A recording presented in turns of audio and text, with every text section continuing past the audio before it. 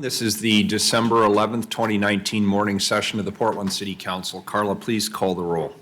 Udaly, Here. Fritz. Here. Fish, Hardesty, Wheeler.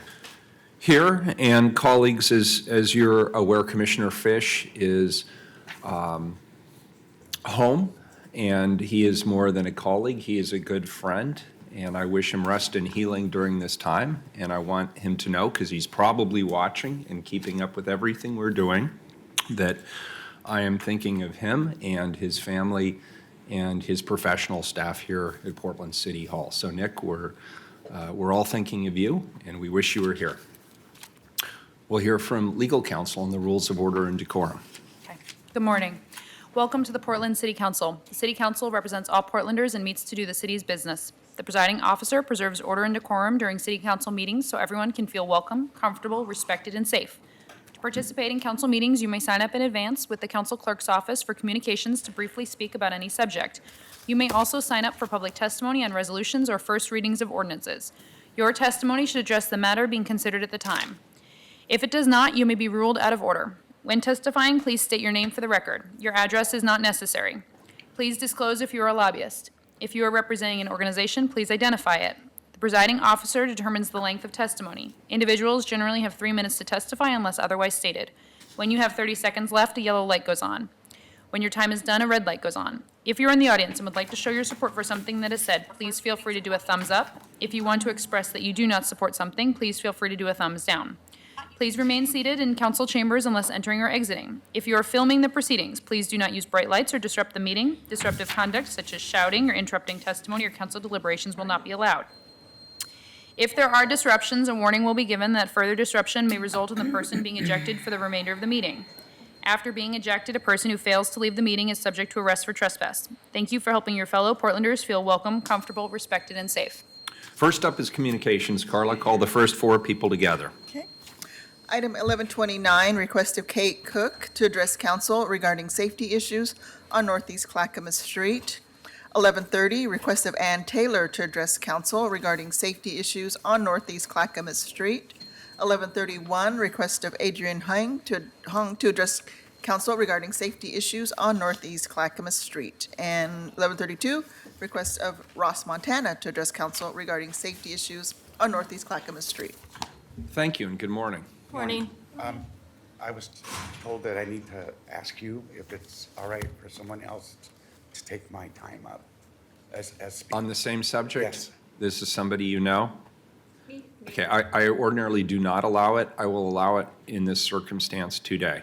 Thank you very much. You bet. Thank you for being here. Please have a seat.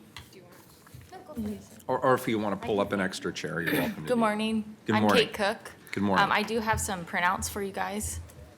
I don't know if I can pass Yeah, if them you hand them out. to Carla, she'll get them to us.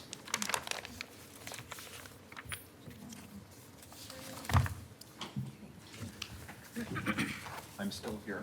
Just pausing for 1 moment for something else.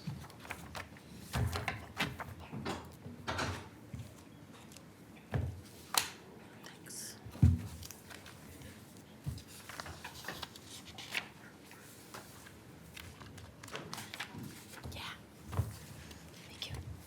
Thank you for your patience with the performance art that happens every time at City Council.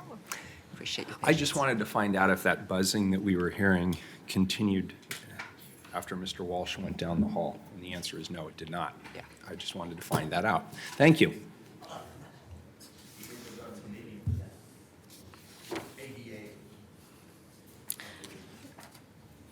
So good morning again. Morning. My name is Kate Martinson Cook. I am a homeowner on Northeast Clackamas Street and 80th Avenue. I am here today to talk about the livability and safety issues we have in connection with Join and the lack of sidewalks and streetlights on our street. I have passed out a map showing the location we are talking about and the pictures highlighting issues with homeless campsites. These pictures were taken over a 2.5-year span, and sometimes these sites took over a month to clear. We have 2-hour parking signs that are not enforced regularly. The problem has been chronic on this street. There are no sidewalks or streetlights, and Join does not secure parking lot after hours. This is a perfect environment for drug use, sales, campsites. We also have prostitution gun violence, assault, harassment, robbery, trespassing, biohazards, property damage, excessive trash, and fires, including car fires, and impaired drivers. Northeast Clackamas is also a main thoroughfare to get to Max and bus stops. Shut up. We have pedestrians of all ages, including some handicapped persons and children traveling up and down the street throughout the day and night. They have to walk or wheelchair in the middle of the street to avoid campsites and illegally parked vehicles. This area is out of control and it is dangerous. We are asking for sidewalks to be put in on Northeast Clackamas Street on both sides in between 80th and 81st. We have requested sidewalks and streetlights to be put in for about 2 years now. They will deter homeless camping, and with the influx of crime and drugs on our street, we also are asking for streetlights to be put in so this area is not so ideal for drug use and sales. We recommend that Join secure their parking lot after hours for the safety of our neighbors. This will make it difficult for illegal activity to occur in the parking lot at night. We have contacted Join and attempted to have a community discussion with the immediate neighbors. Our attempts have gone unanswered. We feel our proposed solutions, sidewalks along Northeast Clackamas Street in between 80th and 81st, street lighting on the same block, consistent enforcement of signage, and a recommendation that Join secure lot after hours would see a huge reduction in crime and drugs on our street. It would also be less dangerous for pedestrians commuting on Max and TriMet. We need the city to act now. Our street and neighborhood are crawling with drugs and illegal activity, and it is dangerous, and we need solutions implemented now. Thank you. Thank you. And thank you for the photos. That's helpful. I'll go. Hi, my name is Ann Taylor, and I also live in the neighborhood of Northeast Halsey, Northeast Clackamas, and Northeast 81st.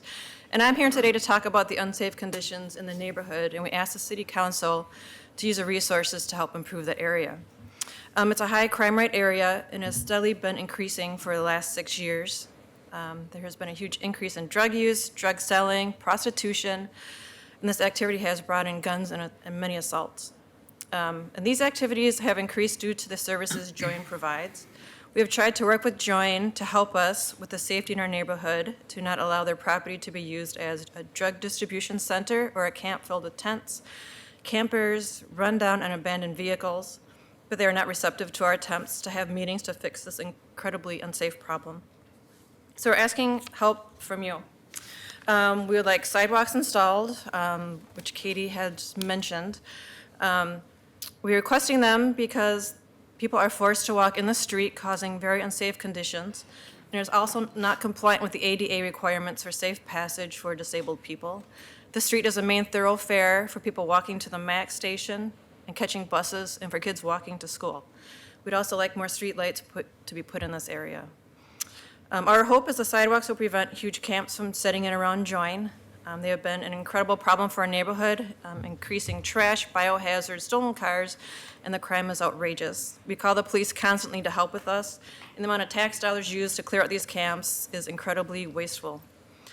Join is a chronic nuisance property, breaking every single one of the laws in the city's chronic nuisance property code, 14B.60.010. And the city is not enforcing these codes. We're also, the city enforces the parking signs that are there.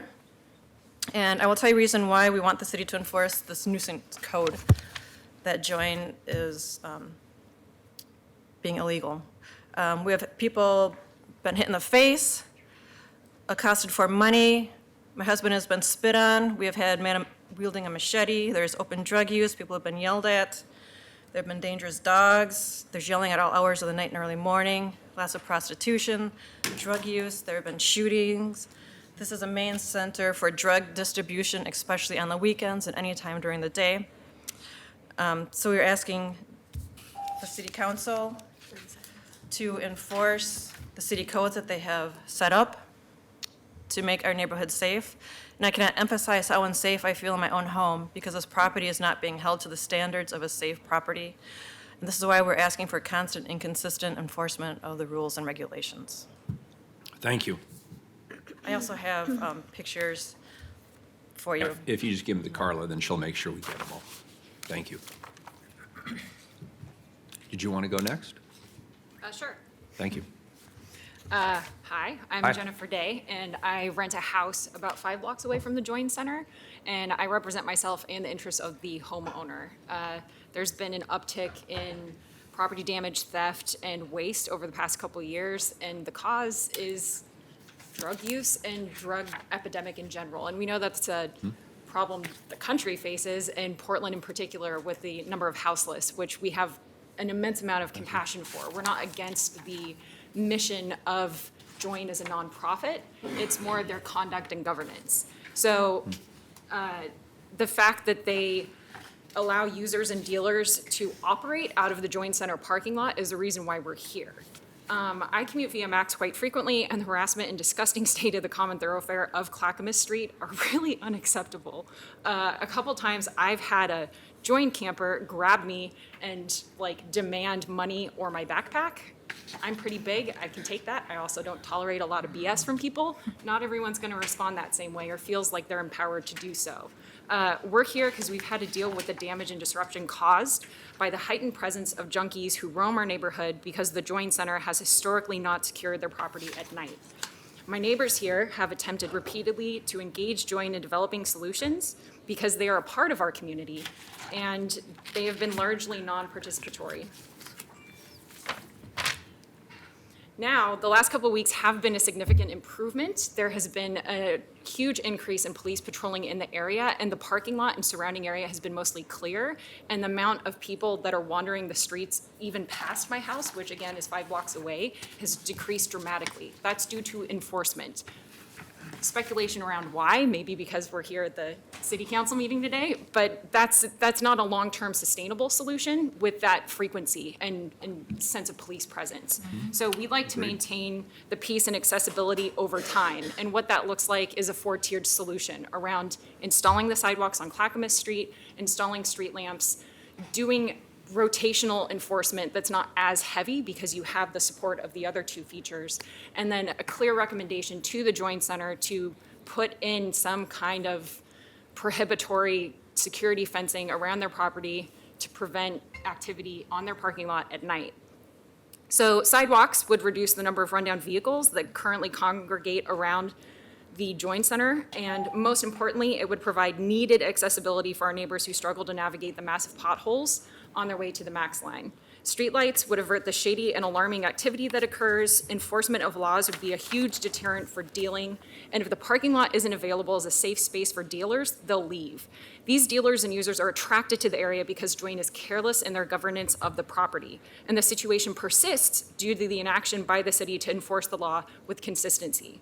Illegal activity doesn't become legal with the 501c3 status. It's very frustrating. Can I continue for 10 more seconds? Yes. Hoo-yah. We vehemently encourage Join's director and board members to consider putting up the security fence. There are ways to do this cost-effectively and with the support of the neighborhood that don't require Portland PD's constant presence. We've been activated, and we come here seeking your support, and we ask again that the city take action by installing sidewalks and streetlights and enforcing the law. Thank you. Thank you. Appreciate it. Good morning. Good morning. My name is Adrienne Huang, and I live on Northeast 80th, right next to Join. So I'm here in support Sorry, I didn't quite catch that. Could you please repeat it? Sorry. Should I repeat myself? I'm here in support of my neighborhood and of my family. I am the mother of 2, and I want to just speak quickly on my experiences. We purchased our home in May, and just in this short period of time from then and now, I've experienced everything that has been stated here.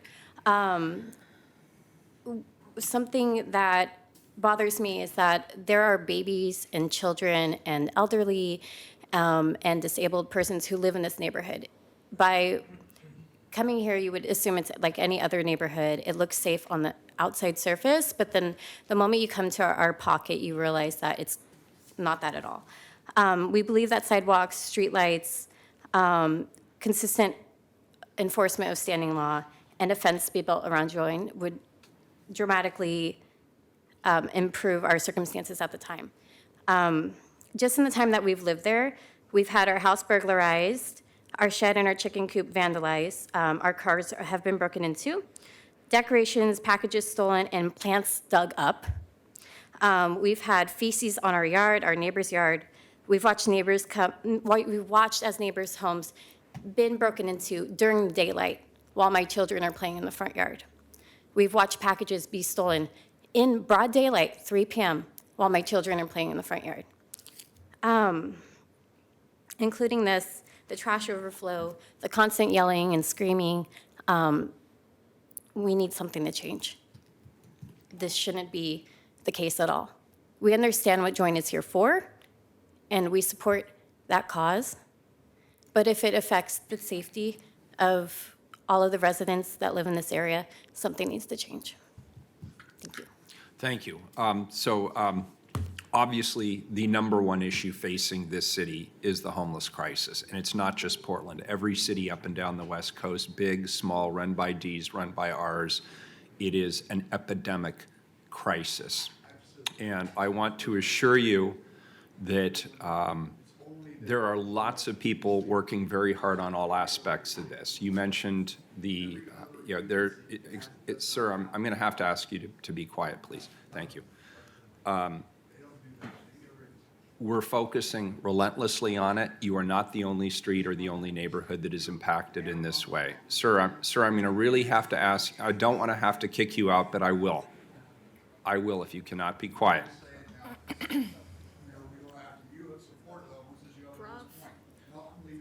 Okay, so, and this actually perfectly illustrates the point. When you're talking about public safety or policing, then people accuse you of being non-compassionate.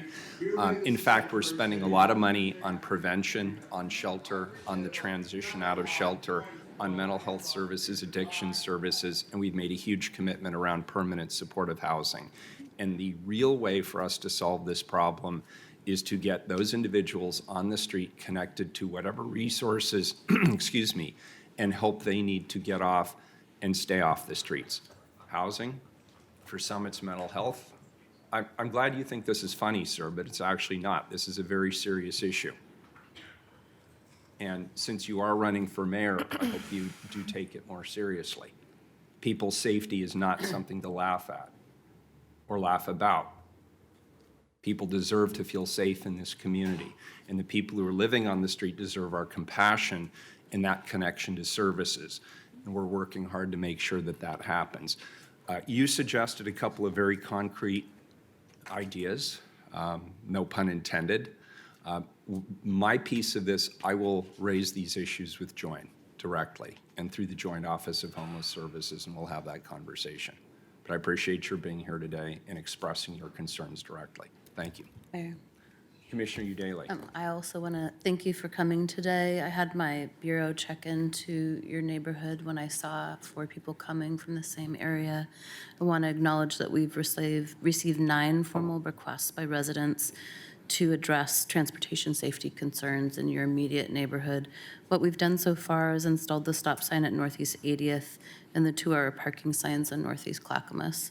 I'll have staff follow up with you about your other requests, lighting, sidewalks, and enforcement of the parking zones.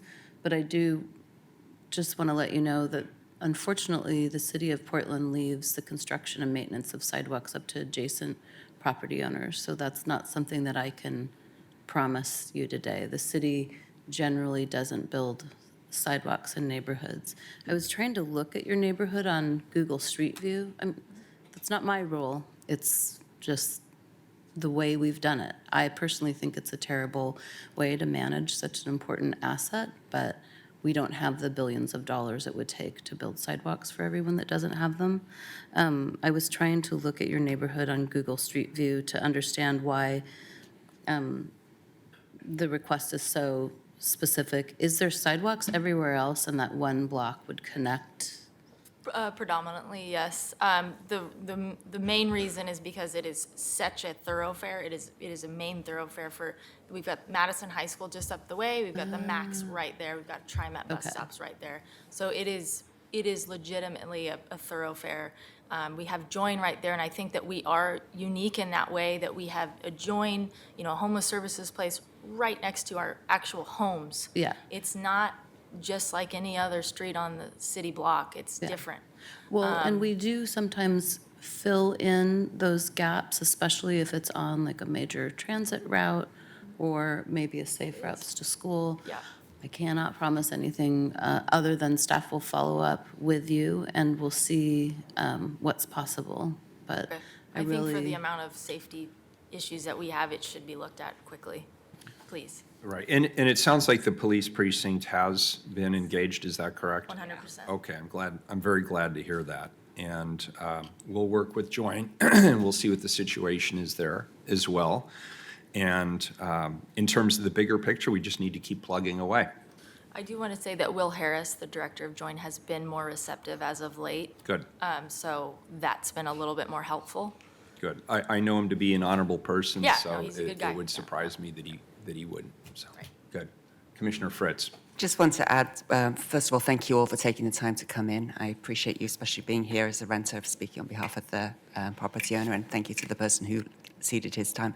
Seated right in front of the clock with the glasses is a man called Andrew Abbey, who does local improvement districts. You might want to pick up his card, all of you, on your way out. Spoken to him. You've spoken with him already? Because if Commissioner Fish was able to be here, he would note that occasionally, if environmental services or, in my case, the Water Bureau is doing a project in an area, we can sometimes partner to make it less expensive for adjacent property owners to be able to participate in an LID, and we have done that along 82nd in various different neighborhoods. So although it sounds daunting to be looking at the small number of property owners making that huge investment, there may be some help. I don't know, as Commissioner Udaley said, I don't know whether there is or not, but I'm glad to see you both acknowledging with compassion the needs of the folks there and also very reasonably asking that the crime be addressed. Thank you. Thank you. Appreciate your being here. Next individual, Carla, on a slightly different subject, I believe. Item 1133, request of Cheryl Graves to address council regarding Yes, My Life Matters, the homeless cure.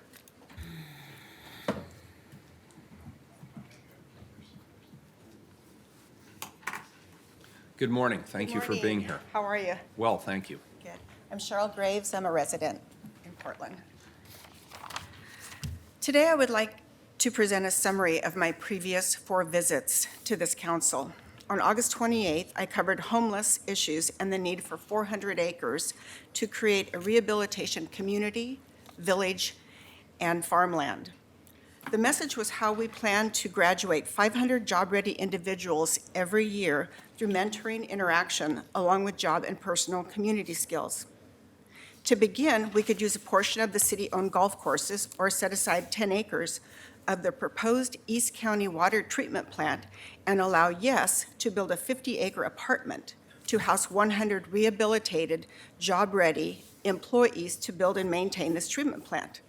And all of the above are people that we are gathering off the street and offering them a better place to live with advancement opportunities like education, clean food and water.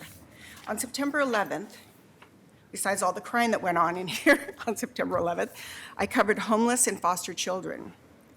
First and foremost, we must keep the children safe. The plan is to graduate 100 children through the 8th grade and another 100 through high school every year with reliable and job-ready knowledge. These are people on the streets that are not receiving that today.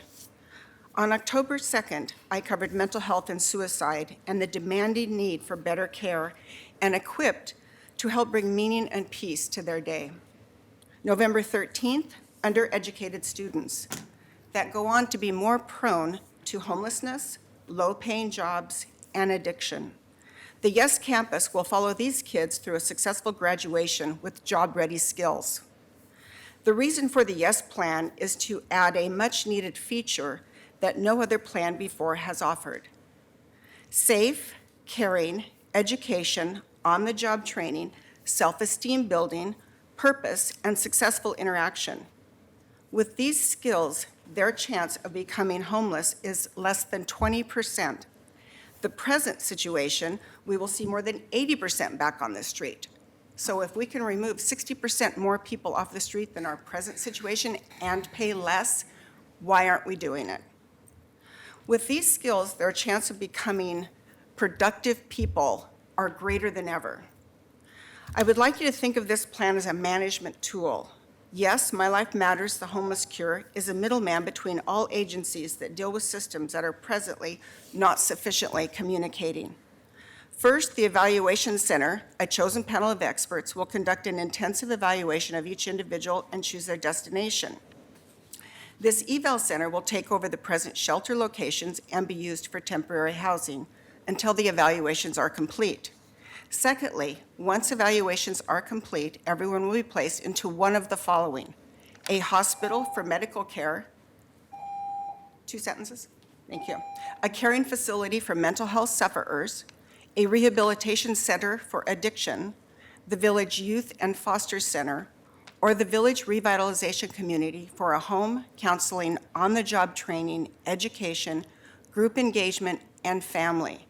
This plan will move over 7,000 people off the streets and into a village in less than 5 years, with your help. Thank you. Appreciate it. Thank you for coming in again. Thanks. It's good to hear from you. Carla, I am going to remove one item from the consent agenda. I'm going to pull item 1137, and I'm going to move the remainder of the consent agenda to the Thursday afternoon Okay. session. Next item, 1134. 1134, create a local improvement district to construct street, sidewalk, stormwater, utility undergrounding, and water main improvements in the Northeast Cooch Davis Street Local Improvement District in support of high-density transit-oriented development in the Gateway Regional Center. Commissioner Daly. Thank you, Mayor. This LID will build on our partnership with TriMet with transit-oriented development by building a new neighborhood with a great walk score and encouraging biking and walking instead of driving, contributing to the city's climate change objectives while supporting our regional transit partner. The item before us today will create the local improvement district as a prerequisite to beginning survey and design of the project. Here to walk us through the project is Andrew Abbey, who will be followed by a panel of invited testimony. Welcome. Welcome back, Andrew. Thank you, Commissioner Daly. Andrew Abbey, Local Improvement District Administrator. It's a pleasure to be here this morning. I think Carla has the presentation up. I am happy to report that we received no remonstrances against LID formation. So I'll walk you through this brief PowerPoint presentation. So the map in front of you here shows the previously approved LID for Northeast 97th Avenue in blue. Those red street segments are areas that will be back to council with the street vacation on. And then this particular LID here, which is, if you approve it next week, will be the second currently formed LID in Gateway, are those orange street segments. So you see Cooch, one block of Cooch Street there on the south, and then 2 blocks of Northeast Davis Street to the north. We will be designing these LIDs together for efficiency and economies of scale. So just to give you a recap, this second LID will bring the total investment in East Portland to nearly $15 million worth of infrastructure to a historically underserved neighborhood. We have finished doing survey for both of these LIDs, and we are starting preliminary engineering currently. We will be back to council with a property rights ordinance to acquire the right-of-way for Northeast Cooch and Davis Streets. You'll be hearing from our panel here in a few minutes, but we've been working hard to try to incorporate inclusive contracting into this project, and you'll also be hearing about an anti-displacement policy as well. The last bullet point here was very interesting to me, but I found out last month that we did some transportation modeling, and we found out that this particular area had a 82.2% auto mode split in the area. So if we're going to get serious about reducing carbon emissions and giving people more choices to get around, we absolutely have to get that 82% mode split for cars down. And we will be incorporating a lot of bike and transit and pedestrian-friendly designs into the project. Just to refresh your memory, this is a slide I showed you back in March when we brought the first LID together. You can see how decrepit the infrastructure is here today. This area is zoned to be the highest density area of the city outside of downtown, and we can only do that if we build the infrastructure that will be built by the LID. And this is what we hope to build in this area with the partners, some of whom are here today to testify. I did want to clarify that this LID authorizes the construction of water mains and utility undergrounding. That is not incorporated into the LID budget, but there is a directive in there that allows the LID administrator to negotiate that with the approval of the city attorney and incorporate that work into the LID without having to return to council for another hearing. If you have any questions, I'm happy to answer them before we turn it over to invited testimony. Thank you. So just to clarify on that last point, you would be authorized to negotiate with the property owners to pay for the water and sewer? The authorization commissioner would be to execute what we call an extra work agreement, where a property owner agrees to pay an additional amount above their assessment for the street, sidewalk, and stormwater improvement to fund the water main and utility undergrounding infrastructure. And we actually did that, by the way, on the first LID that we built in Gateway on 97th Avenue to the north. I just want to clarify that the utilities will not be asked to pay for that. Correct. improvement. They have their tariff agreements, and they're generally not allowed to help subsidize that. But they have, however, been extremely collaborative with us in working through the design and getting all those technical details figured out. So if you don't have any other questions for me, I think we have Right. 4 panelists for invited testimony. Yeah, thank you, Andrew. I'd like to call up our invited speakers to the table. Larry Jackson Sr., Dr. Stephen Holt, Jennifer Stedman, and Gordon Jones.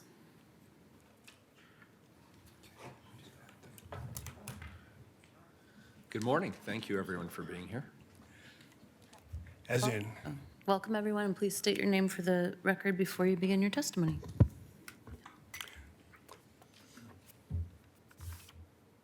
it's on you. I'm going to do that. I was letting him sit down.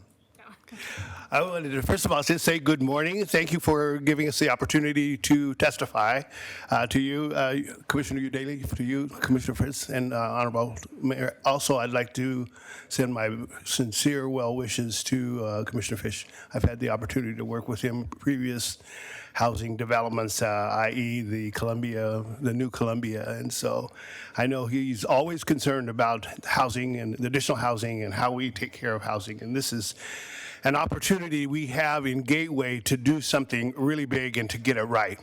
And when I say get it right, I mean the inclusiveness, I mean the actual density that needs to be in that particular area to kind of deal with what we need in affordable housing. And it just reminds me of when you try to be excited about something that's really hard to be excited about. LIDs just don't seem to be exciting material for council. They're exciting. You don't think? I think. But for us, and we know how much work goes behind the scenes to really make an LID work and what it really means to the infrastructure of putting together a housing development. It reminds me, I don't know if you remember 30 years ago, we had a mandate to find a byline for the city of Portland, and they had a contest, and that contest was about what could we put as a byline for the city. I entered that. I didn't happen to win, but I remember Michelle Harper did win that, and it was a city that works. And as you see all the city cars nowadays that have that slogan on the car, that's where the history of that comes from. And it reminds me 30 years ago. So it may be something that happens behind the scenes, but it's something that really makes a difference still 30 years later. And that's kind of the thought I have when I think about getting it right with this LID, getting it right with Gateway. And I'm with the Nehemiah Group, and we're a JV with the JMW properties in doing this. And I'm excited to be here and to ask for your eye for this. And could you state your name for the record, sir? Sorry? Could you state your name for the record? Oh, you did, Commissioner, you know my name. Larry J. Jackson Sr. Yeah. I'm a lifetime resident of Portland and the surrounding area. Yeah, you just always have to state it for the record. And do you I remember, know that. I do you thought I remember did. what your slogan was? Yes. What was it?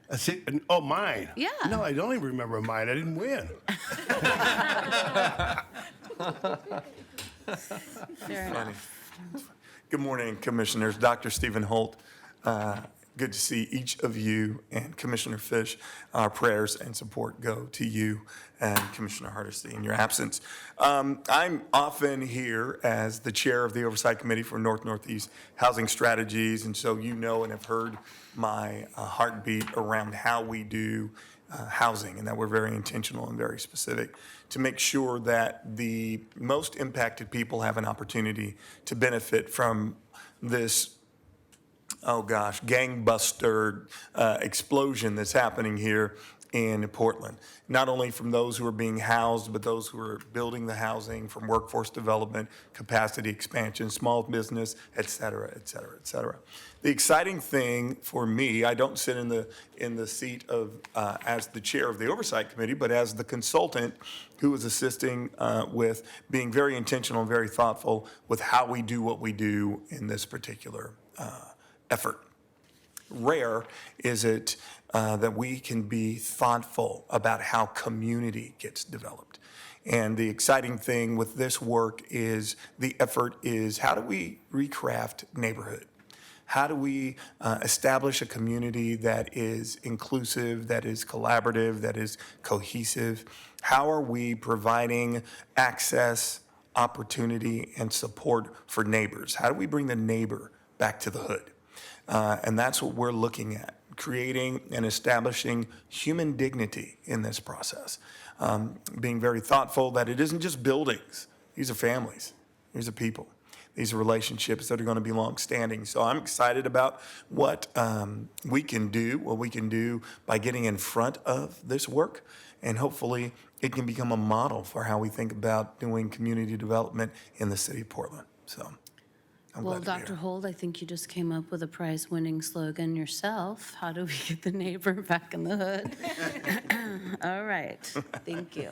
Good morning. I'm Jennifer Stedman, and I work with JMW Properties. And I get to have the fun conversation about anti-displacement.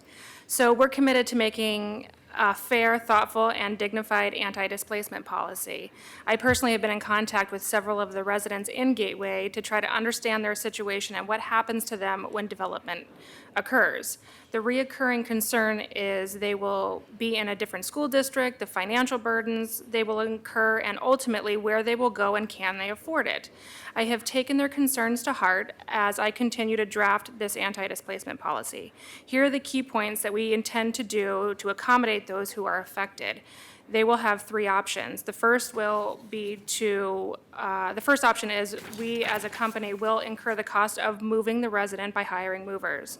The residents get to pick between roughly 300 apartment units under our ownership within a 2-mile radius, which keeps them within their base network for schools, shopping, transit, work, and so on. We will also transfer their deposits, move them into an apartment home that they get to choose, and possibly pay less rent, but no more than what they're currently paying. We will also not do rent increases during the time that they are displaced. Once development is complete, they will have the first right of refusal for a new home. The second option we have is if they choose not to relocate within our company, we will work with the resident and find a home and compensate them financially to help them absorb the cost, even if it's outside of the Gateway area. Third, and my favorite, is if the resident would like to buy a home, we're willing to pay for a down payment on a home and connect them with a realtor and help them through the process. So with that being said, in my conversation with one Gateway resident, they told me they would love to buy a new home, but fear their credit isn't good enough. This prompted me to find a solution for this problem. I'm thankful to say that in the beginning of 2020, all on-time rents will be reported to a main credit agency monthly. This is not something that typically happens in property management. So many people are willing to report the bad, but never the good. This will help residents build credit, and hopefully their dream of homeownership will become a reality. This is a huge step in overcoming gentrification and social inequality. I'm also proud to say that we have rented several houses to Join, whose mission is to help the underserved members of our community. Although the master lease is in Join's name, I'm working on getting the actual resident's name on the lease so they too can benefit from the on-time payments, thus building their credit. Being able to report to a credit agency and helping build people's future is the most humbling part of this initiative. We get to help create a true, honest, and original community. I'd like to also point out that over the past 4 years, Gateway residents have only seen a one-time rental increase of just $20 a month. We've tried to keep the rents reasonable in Gateway, knowing how important our true initiative is and how important the diversity of Gateway's success is to us. I will end with one last thought. With building just our first 3 projects, we will be only displacing 70 people. That's not homes, that is people, including minors. This means with the first 3 projects, 10 new doors will be added for each individual displaced in the Gateway neighborhood. The number of doors created per displaced resident will increase significantly as the Gateway vision continues. Thank you. Commissioner Fritz. Thank you. That's absolutely phenomenal. Thank you. Could you please state the name of your company so we know that the Yes, ma'am, it's JMW Properties. JMW Properties. Well, it's really good to hear of a company that is offering options, Thank you. looking to help homeownership, looking to find ways to establish credit, and knows the individuals living in the housing right now. Absolutely. Thank you very much. Thank you. I also just want to thank you for those extraordinary efforts. I'm almost in tears hearing what you're willing to do. And the reporting on-time rents is so great. We know that people prioritize rent above almost any other expense that they have. Right. Yet, if they have a low credit score, typically that 30, 40-year history doesn't mean anything in the system. And I know that there's platforms that renters can pay in order to have their on-time rents reflected, but a lot of low-income renters don't have $10 a month to pay a platform Right. for that service. So thank you so much for that. Mr. Jones? My name is Gordon Jones. I live at 9837 Northeast Irving Street in the heart of Gateway. Mayor Wheeler, Commissioner Fritz, and Commissioner Udaley, and also Commissioner Hardesty. And, I certainly, my heart goes out to Nick Fish, and I wish him, Commissioner Fish, and I wish him the best. I've been here many times in the past. I've been developing in Gateway for close to 25 years, and every project that we've developed in Gateway has had an affordable component, by the way. Worked with PDC and then Prosper Portland on, tax abatements that flowed through to buyers. Most all the housing that we've built has been owner-occupied housing, although we did, in this neighborhood, build a project that finished in 2015 called The Rose, which 40% of those units are at 60% of AMI. I will say that that project has a tax abatement, but in 5 more years, we'll be back on the tax rolls. Every other project we developed in Gateway is on the tax rolls, supporting schools, supporting services, and a significant part of the community, as has everything that Joe Westerman's properties, JW Properties has built. So both of us have been developing in Gateway for a long time. We came together a few years ago following construction of the Rose and began trying to work on how we finish our goals in Gateway of making a real community. Joe Westerman began assembling a lot of these little houses that are still there in this RX zoned neighborhood, and he's accomplished most of that, where we have most of these properties. We have the opportunity to build upwards of 2,000 homes in this neighborhood. And so what's different now from where we were 25 years ago, 10 years ago, 50? I mean, we've been working in Gateway for a long period of time. A little side note, you asked about undergrounding of utilities. Mayor Vera Katz, at a meeting years ago that I attended, promised that we would underground all the utilities in Gateway as we began to develop it as a city. Of course, that never happened. However, every single project that I've developed in Gateway has undergrounded utilities, including the Rose, including this new street we built from 97th from Gleason down to Davis. And we're going to continue that. So this 8-block neighborhood will have fully undergrounded utilities. yes, it's an extra expense, but it creates so much more livable of a neighborhood. And I think another thing that's very different now is there is a housing crisis. There is a climate crisis. And also, there is a political will and a tremendous, I think, acknowledgement that we need to do something to be more inclusive, to work with communities of color, to work with diversity. We're working with the Nehemiah Group and Dr. Holt. We're working with ERCO. We really want to build a neighborhood that truly meets the carbon footprint goals, the density goals, the transportation goals, and the diversity goals.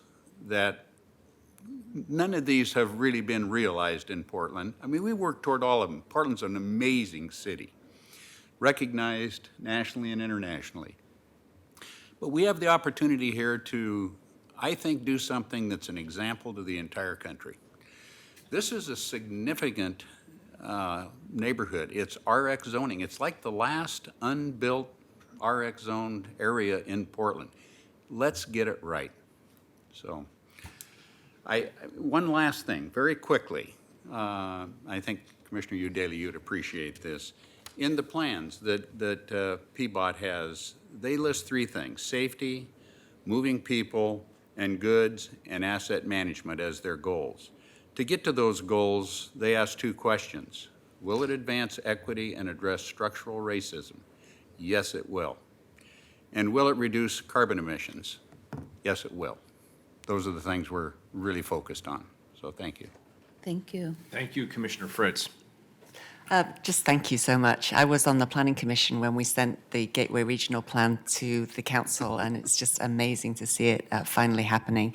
And in particular, it's amazing that it's the community who's leading the work and doing such great work and being so thoughtful in all of the things that you're addressing. You're really modeling excellent planning, excellent housing policy, and excellent climate policy, as you just said. This is what we should be doing, is putting more great homes in great communities like Gateway with its lovely Gateway Discovery Park, and making sure that people can get to transit and have livable communities. So I'll just give you one request as you're developing your multifamily housing.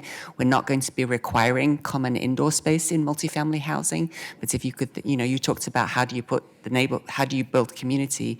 It rains here 6 months of the year, so please consider putting common indoor space. We are going to make sure that doesn't count towards the housing density. Just to quickly respond, there are two specific efforts to do just that. So there will be one building that has indoor space and community space, and then another property that's being acquired to create that extended community. Very intentional. You've thought of everything. That's really great. Thank you. And, next time this comes, we should have it as the amazing Gateway Development Plan, community-driven. Oh, and by the way, there's an LID. I know that I know that Andrew Abbey has been doing a lot of work on it, but I'm really disappointed that the media has not picked up on this amazing planning process and the fact that Gateway is finally going to realize the vision that the community there had 25 years ago. We'd like to grab all that property before that happens. May I make just a couple of other quick comments? I want to really thank Andrew Abbey at PBOT, our LID administrator, for the work he's done for close to 20 years out in Gateway. He has really been supportive and really helped us through this process. I think that now that we have some new partnerships formed, we have the opportunity to really move this to the next level. There was an article in the Wall Street Journal regarding a similar, where you don't have to own a car type development in Tempe, Arizona. I don't know if you saw it, on 16 acres with 3-story buildings. That's going to have about 1,000 people living there. What we have the opportunity to do here is so much more significant, because we really have the chance to build to the density and create the ridership. We've been working, by the way, very closely with TriMet. Good.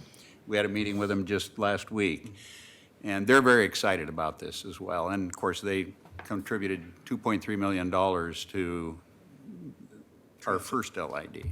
So, Well, thank you to our esteemed panel. Thank you for coming down this morning. Commissioner Daly, before they leave, could I throw my accolades on the Of table as course. well? First of all, Commissioner Daly, I want to thank you for the good work you and your team have been doing. And Commissioner Fritz, you're always so modest. You've been pushing this for a long, long time. And I want to express my thanks to you and your team, and I want to thank all of you for putting me in a position where I really get a benefit from decades of your hard work. And it's inspiring for me to watch the work that you are doing in the community and the work that others before me here at City Hall have done. The Gateway Discovery Park is fantastic. I think it's one of the greatest parks in the city, and if people haven't had a chance to go visit it, I strongly encourage it. And then the Housing Bureau, just of course, the Halsey 106 project immediately adjacent. We all had the chance to go out there and cut the ribbon, and that is a very exciting part of the community. And then the work that Prosper's been doing around the streetscape improvements, the work you're doing with TriMet on transit, the work Commissioner Udaley and the PBOT folks have been doing to improve the transportation infrastructure. I am very bullish on Gateway. I think it's one of the most interesting neighborhoods in this city, and after a long, long slog, you're bringing it to fruition. Slight digression, and I'm sorry to continue this, but this is one of these really exciting moments. I just got back from the Prosper Portland board retreat, and Gateway was front and center. And they are feeling the celebratory mood that you created in the community by having a vision, and it's now coalescing and coming to fruition. So I just want to thank you all for your many, many years of hard work on this, and you too, Commissioner Fritz. Thank you. Thank you. Thank you. Colleagues, Andrew is here if there are any other questions. Otherwise, we're done with our presentation for today.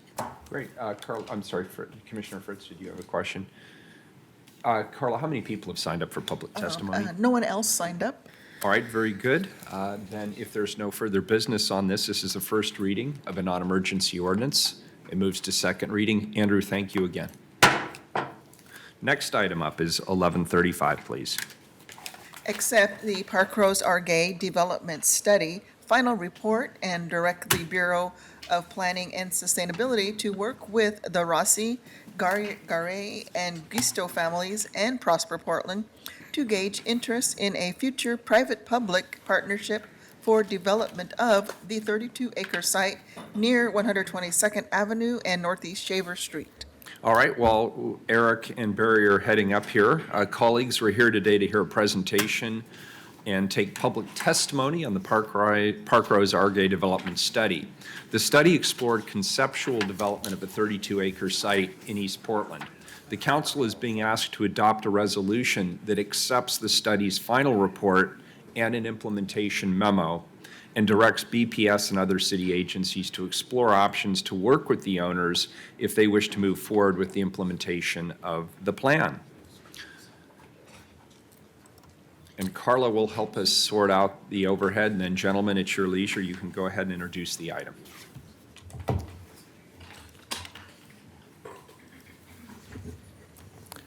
Good morning, Commissioners. My name is Eric Engstrom, and with me here is Barry Manning. We're with the Bureau of Planning and Sustainability. We're here this morning to discuss the Parkrose Argay Development Study. Our work on this planning project has been funded by a Metro 2040 grant. This is a grant program that's available to cities for planning for additional expansions of the urban growth boundary, but it's also used to plan for significant opportunity sites within the UGB, especially where that can further the 2040 centers and corridors-based growth strategy that is the regional plan. The subject site that we're talking about is the largest, known as the Rossi Farm site, is one of the largest remaining undeveloped sites in East Portland and is a well-known community landmark. The site sits abutting 3 different schools in the Parkrose district, the high school, the middle school, and an elementary school. TriMet recently upgraded the bus on 122nd Avenue to be frequent service, and the city in recent years has made significant investments in Lewitt View Park next door. So with that context, this development of this site could really create an opportunity for a much more complete community, one where people can meet their daily needs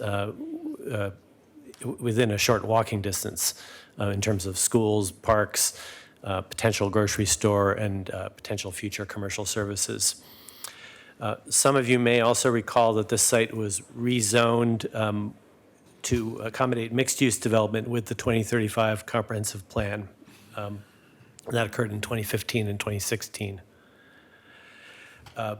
So with Metro funds over the course of 2019, we've worked with property owners, the community, and the Parkrose School District to create a master plan to guide how this site could develop in the future. The goal was to create a more coherent, integrated plan as the site is owned by a number of different entities, all part of a larger extended family, but nonetheless a number of different parcels as well as the school district site. We also wanted to come up with a plan that was actually economically feasible. We worked with city agencies, including BDS, Parks, PBOT, Housing, and Prosper Portland. I'm not going to read all of these project goals on the screen, but you can see them there. I want to mention at this point that this is not a regulatory plan. You're not amending the zoning maps or zoning code today. The project was intended to provide design concepts that could help advance private development of the site in the future. For the most part, the concept plan that we're going to share with you is allowed by the current zoning that's already in place. We brought public resources to bear here because this is a large opportunity site that could significantly influence the shape of this neighborhood in the future in a way that advances many priorities of the 2035 comprehensive plan. And I'll talk again at the end of the presentation about next steps and some further opportunities for private-public partnership in the implementation of the plan. But first, I'll turn it over to Barry to talk more about the project team, the process, and how the plan that was developed. Thanks, Eric. Barry Manning, Bureau of Planning Sustainability. I just want to talk a little bit about the project team and how we put this together over the past year. We involved a lot of community members in the discussions about how this could develop, and I want to share some of that. First, I want to start off with our project team, which included BPS as the project management, but also included participation from many city bureaus on a technical advisory basis. We had folks from BDS as well as Parks and PBOT working with us on this. We also had the benefit of bringing on a consultant team that was funded by the Metro grant, Walker Macy doing planning and design, and partnered with Scott Edwards, who did a little bit of architectural work on the project as well, and Johnson Economics, who ran some of the market analysis and development economic analysis. Those consultants are in the room today and are available to answer any questions you might have at the end of our presentation. And we also worked with Zell Appraisal and Lancaster Engineering on some transportation pieces. In terms of public involvement, we had a pretty robust public involvement process. We recruited a working group composed of many community members representing different organizations and interests out there. Importantly, it included folks from organizations that typically work with underrepresented communities, including the Latino Network, Elevate Oregon, and SEI. Metro was on our working group, as well as the property owners who played a significant role in this, and the local neighborhood and business associations as well. Just want to review the site again. It's the hashed area on that aerial photo. It encompasses about 32 acres. And as Eric mentioned, it's surrounded by 3 public schools, Parkrose High School to the northwest, Parkrose Middle School directly west of the site, and Shaver Elementary to the east of the site, which is right next to the newly built and not shown in this slide, Lewitt View Park. Next slide. The area, as Eric had mentioned, was rezoned as part of the comprehensive plan, and the zoning map is shown here. The area, can I borrow the mouse and maybe I can point at that? The area shown in orange here, which I'm kind of circling on our slide here, is zoned Commercial Mixed Use 2, which is a medium-scale commercial mixed-use zone that allows a combination of different kinds of commercial, retail, office types of development, as well as significant opportunity for housing at a medium scale. And then to the east of that, the zoning is R3, about 15 acres of that adjacent to Lewitt View Park. And as you're probably familiar, R3 is currently in the process of being reconsidered for becoming the RM1 zone as through the Better Housing by Design process. So in our planning, we anticipated that change, and all of the development was geared towards the densities and expectations of what that RM1 zone might be in the future. Next slide. This is a kind of a site plan diagram, or a area diagram that shows where it is located in the context of the area. It's a really well-located site. Not only is it near the 3 schools and a new park, it's also on a frequent bus line on 122nd Avenue and intersects another bus line that runs on Northeast Shaver Street. It's fairly close to MAX stations, within a couple miles of connections that get you to downtown and other locations regionally pretty quickly. It's close to Portland International Airport, so it's a good location for folks that might be frequenting the airport. And it's also close to a significant job base in the Columbia Corridor, which lies just to the north of the site, north of Sandy Boulevard. So it's a really well-located site for housing, mixed-use development, and a number of different elements that create a complete community.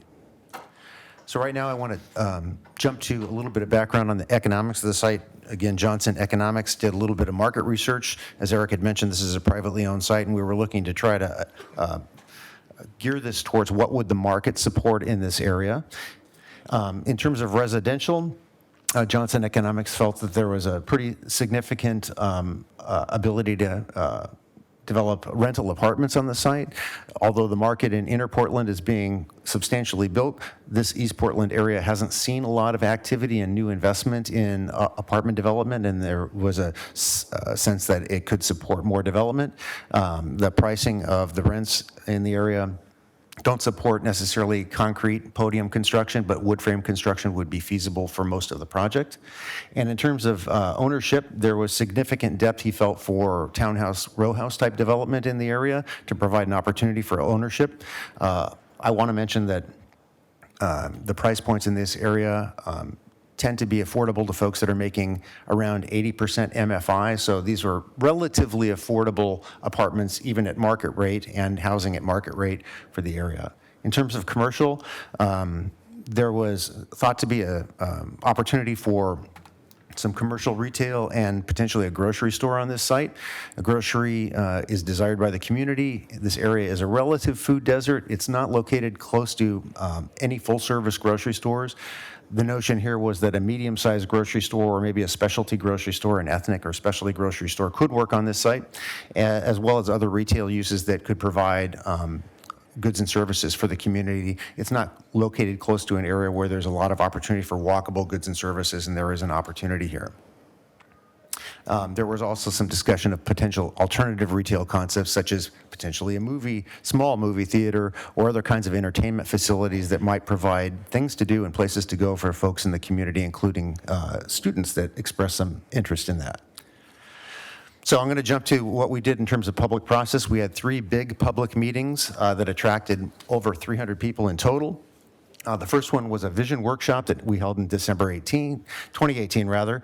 Asked them about 5 different topics and got over 500 individual comments and 190 surveys online. And overall, what we heard was that there was a desire for a grocery store. Again, everybody wants a grocery store in their neighborhood, but this area really is underserved in that respect. And again, we heard from this community that there was a lack of entertainment, retail, other things to do in this neighborhood. There was support for a range of housing types and support for both ownership and rental. One of the things that emerged strongly out of that workshop was the notion of views of the mountain, particularly of Mount Hood, which are really prominent in the area, and how could we capitalize on those, and how could we not lose that significant asset as part of development. Pedestrian and bike safety was really a big concern, particularly pedestrian safety with the context of the 3 schools around there. So those are the types of things we heard about in the vision workshop. We also talked to students in the area, and I want to throw out a thanks to Kay Blankenship from the Park Rose School District and her students in the art class that participated in this, as well as our staff at BPS, Nicoya Phillips and Alfredo Gonzalez, who helped work with and facilitate a student group to ask them about what their vision for the neighborhood would be as it evolves as well. And it was interesting to hear from the students. They drew some artwork that is potentially going on some new trash cans that are going to be used in the Park Rose area as part of some work that we're doing at BPS. But some of the outcomes of that were interesting in that they reflected much of what we heard from the broader community. They really felt that the Mount Hood views were a significant asset in the community. That was something they focused on in their artwork. Safety for walking and biking was really important. Trying to build a sense of community and a sense of place seemed to be a focus for the students that they felt was lacking in the area and could be enhanced through this project. And they also said there's nothing to do there. So they'd like to see something that actually builds a place with something to do. So it was very reflective of what we heard from the broader community. After that workshop, we held a concept plan workshop where we actually, with help from Walker Macy and Johnson Economics and Scott Edwards, showed 3 different concept plans of the way the area could be developed in terms of the way the streets are laid out to capitalize on views or create Main Street or create a sense of place. And those 3 plans are shown on the left of this diagram. And the top one is the view corridor concept. The middle one was a Main Street concept that actually built more of a small-scale Main Street. And the bottom one was more of a grid streets concept, which was more aligned with conventional types of development. And what we heard from the community was a strong support for the notion of retaining that view corridor concept. And how could we do other things to actually build in that sense of community? How could we retain the iconic Rossi Farms barn and maybe repurpose it for more community purposes? How could we attract and support a grocery store? How could we add more green spaces and try to evoke the agricultural character of the area? So those are some of the things that came out of the view concept. So out of that, the consultant team and staff worked on developing what we were calling a preferred concept, and we held a public workshop to talk about that in June 2019. We had about 100 people that attended that, and we shared the preferred concept, and I'm going to walk you through that really quickly right now. First of all, the preferred concept plan has 86,000 square feet of commercial space, including an opportunity for a grocery store. So that was a key element that the community really wanted to see. And the opportunity as planned in this plan, about 745 housing units, 598 of those are apartments, and just with IH alone, we expect 10 to 20% of those to be regulated affordable units. And then we also have an opportunity for 138 townhouses, some cottages, and a detached house. And so the plan is shown here, and I'm just going to show you that this north-south street is 122nd Avenue. At the top of this plan is Shaver Street. And what you're seeing here in red is an area of commercial mixed-use development centered on 122nd Avenue, designed to create commercial, retail, and other opportunities and create a place and things to do for the community. To the east of that, and it includes the grocery store, which I'm circling here west of 122nd Avenue, and retention of the Rossi barn that would be repurposed. I'll give you a little more detail on that in a moment. To the west of that, in orange, are a number of multi-dwelling apartment buildings that would serve to provide housing for, again, up to 598 units overall.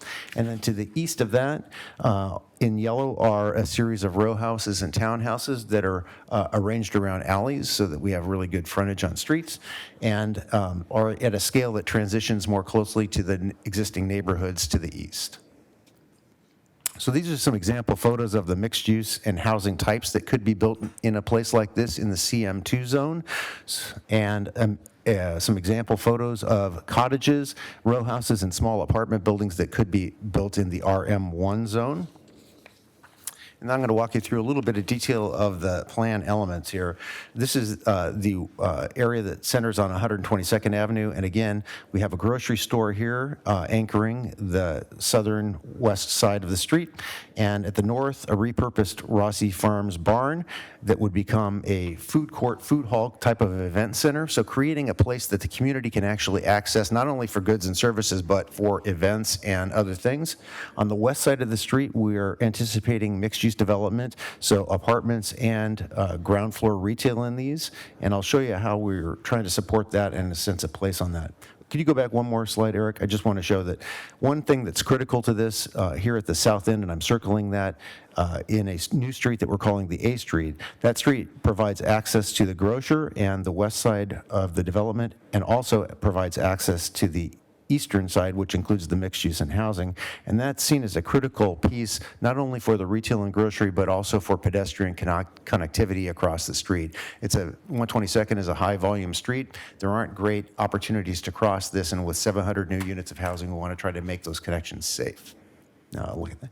So the concept for the repurposed barn would include some kind of food hall element and potentially food carts, or maybe even structures that would try to create a sense of place where people could gather and meet neighbors and create a destination place. The barn itself could be repurposed to include community events. And here's a rendering of what that might look like from Walker Macy. Moving to the east, we have the apartment blocks, and these are organized around this diagonal street, which is a view corridor, B Street, that provides a great view of Mount Hood from 122nd Avenue and other elements of the site. It starts off as a pedestrian street. It's not a full traffic street, which creates kind of a plaza at 122nd. So this is a rendering of what that could like and what we expect in the future. Moving further east, we have the row house element, again, a transitional element to the neighborhoods. These are envisioned to be primarily ownership, but they could be a variety, and we've had some discussions with even affordable housing providers that might be interested in a component of this. And this is a rendering of what that might look like as it interfaces the existing Lewitt View Park, although I would mention that the edge of the park here currently was not designed to accommodate with anticipation of housing development on that side. So there might be some opportunity for future work with parks to kind of rethink how that park interfaces. But this provides a street edge on the park that provides a lot more visibility to Lewitt View Park and a lot more access for the community. And a lot more parking. And some more parking, yes. Overall, one of the other things that we heard was if there were opportunities to evoke the agricultural character of this site as it's developed, we ought to try to do that. So this diagram shows a few ways that that could be done. There's a new concept called agrihoods, where developments, subdivisions, and new developments integrate the opportunity to grow food on site. And so we thought about that and try to integrate as much of that as possible, given the Portland zoning code and what our requirements are for density and things like that. But this identifies several opportunities on site of green spaces that could be repurposed or purposed for community gardens or community spaces, as well as a site here on the northwest side that could be, that is owned by Park Rose School District that might be thought of as an opportunity for a teaching garden or some other kind of space. And the notion that some rooftop uses could actually be used for food production or growing too. And the next slide has some examples of not only agrihood kind of development on the left-hand side, which shows housing and some agricultural uses, but that rooftop kind of gardening situation on the right-hand side, which is becoming more popular in Canada and back east in some developments. Finally, the streets in the area are lacking in terms of pedestrian amenities, and obviously there's no development on this site. And we looked at how those could be redeveloped in the future in concert with this. This is a view of what 122nd could look like in the future with reintroduction of parking on street to support the commercial at the ground floor. And working with PBOT, we've suggested that there would be an enhanced kind of cycle track protected bikeway, as well as a generous sidewalk, which would be required by code. I also just want to acknowledge that PBOT is working on a larger 122nd Avenue planning process right now, so we were coordinating with them and trying to integrate this. Yep. And then finally, on Shaver Street, another street that has doesn't have a development frontage. The next slide will show you how that could change in the future. One of the things we heard about this street from the community was concerns about traffic speeding and the lack of pedestrian safety, particularly for children. So development on the street would introduce parking, introduce development elements, as obviously sidewalks, that would perceptually create friction there, potentially slow traffic, and obviously provide opportunities for safe walking for not only neighbors in the area, but school children as well. So with that, I'm going to turn it back over to Eric. So the request today is has a couple elements. The first two items are to accept the report and the related exhibits that outline some implementation partnership opportunities. This is a resolution. The second two elements direct BPS to work with and stay in touch with the property owners to continue to gauge interest in whether or not there should be public involvement, public sector involvement in the carrying out of this plan. This, as designed, this could be an entirely private development and could proceed with private financing and be market rate. We are exploring what kinds of advantages there might be and disadvantages of continuing the public's engagement in this project, given that it is such a landmark site in East Portland. So this resolution directs us to continue that conversation and, if it's appropriate, to engage in some discussion with the property owners about what that might look like. And I think the two precursors to that, or maybe three precursors to that, are one, it is a multiple ownerships, and so the property owners themselves need to come up with an operating agreement amongst themselves about how they can make decisions. They need to find a development partner with some experience with something of this scale. And then finally, we have to come back to you to authorize further spending on if we were to move forward with some kind of a memorandum about that partnership or a development agreement if we went that formal. So this doesn't commit you to anything yet, but it kind of directs us to continue the conversation. All right, very good. And I understand you need to substitute Exhibit B, is that correct? That's correct. We got Could you a, give us just a couple of sentences on that? sure. We got some comments from Parks and Recreation after we had submitted the packet to council, and in further conversations with them, they had some, they wanted to clarify their position in terms of the kinds of commitments they could make that are in the table in Exhibit B on page 5. Their commitments would be more for policy and planning rather than financial at this point in time, so they wanted to clarify that. And they also felt that we ought to recast the benefits that the park provides for not only the owners but the community. So we made a couple of small edits to those portions of the table only, and we do have a substitute exhibit that we have for council. Okay. And the Do purpose- you anticipate any objection from either the owners group or the working group? No, I think this is substantially the same. It's just a small clarification. Okay, very good. Move the substitute. Second. We have a motion to move the substitute a second. Any further discussion? Carla, please call the roll. Udalee? Aye. Fritz? Aye. Wheeler? Aye, substitutes on the table, substitute Exhibit B. Thank you. All right, so we have a number of people who are going to testify. I understand we have 6 individuals who were from, they participated in the study, and they were from either the owners group or the working group. I'd like them to come up first. So Carla, I will call the first 6 people. The first 3 are Michael Lopez Serraro, Doug Armstrong, and Victor Rem. Come on up. And after that will be Brian Atkinson, Annette Stanhope, and Joe Rossi. 3 minutes each. Name for the record, please.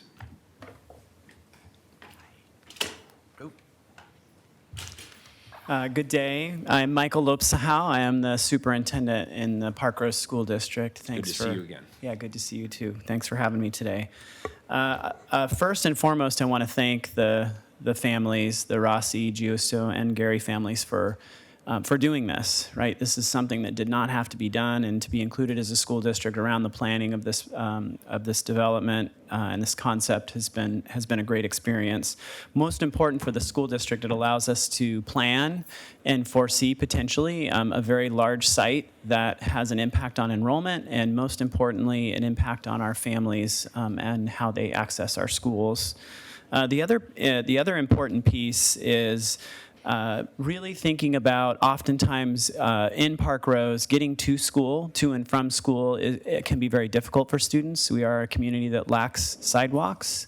And it is nice to be included in the process as we talk about how students and potential families can access our schools, particularly in that this site has a huge impact on the Park Rose School District, significantly because this site lies in one elementary school boundary. So in order to have future planning, this is our school board's task to look at the capital improvements that would be necessary in our district to potentially see up to 700 to 800 new students in our district over a 15-year period.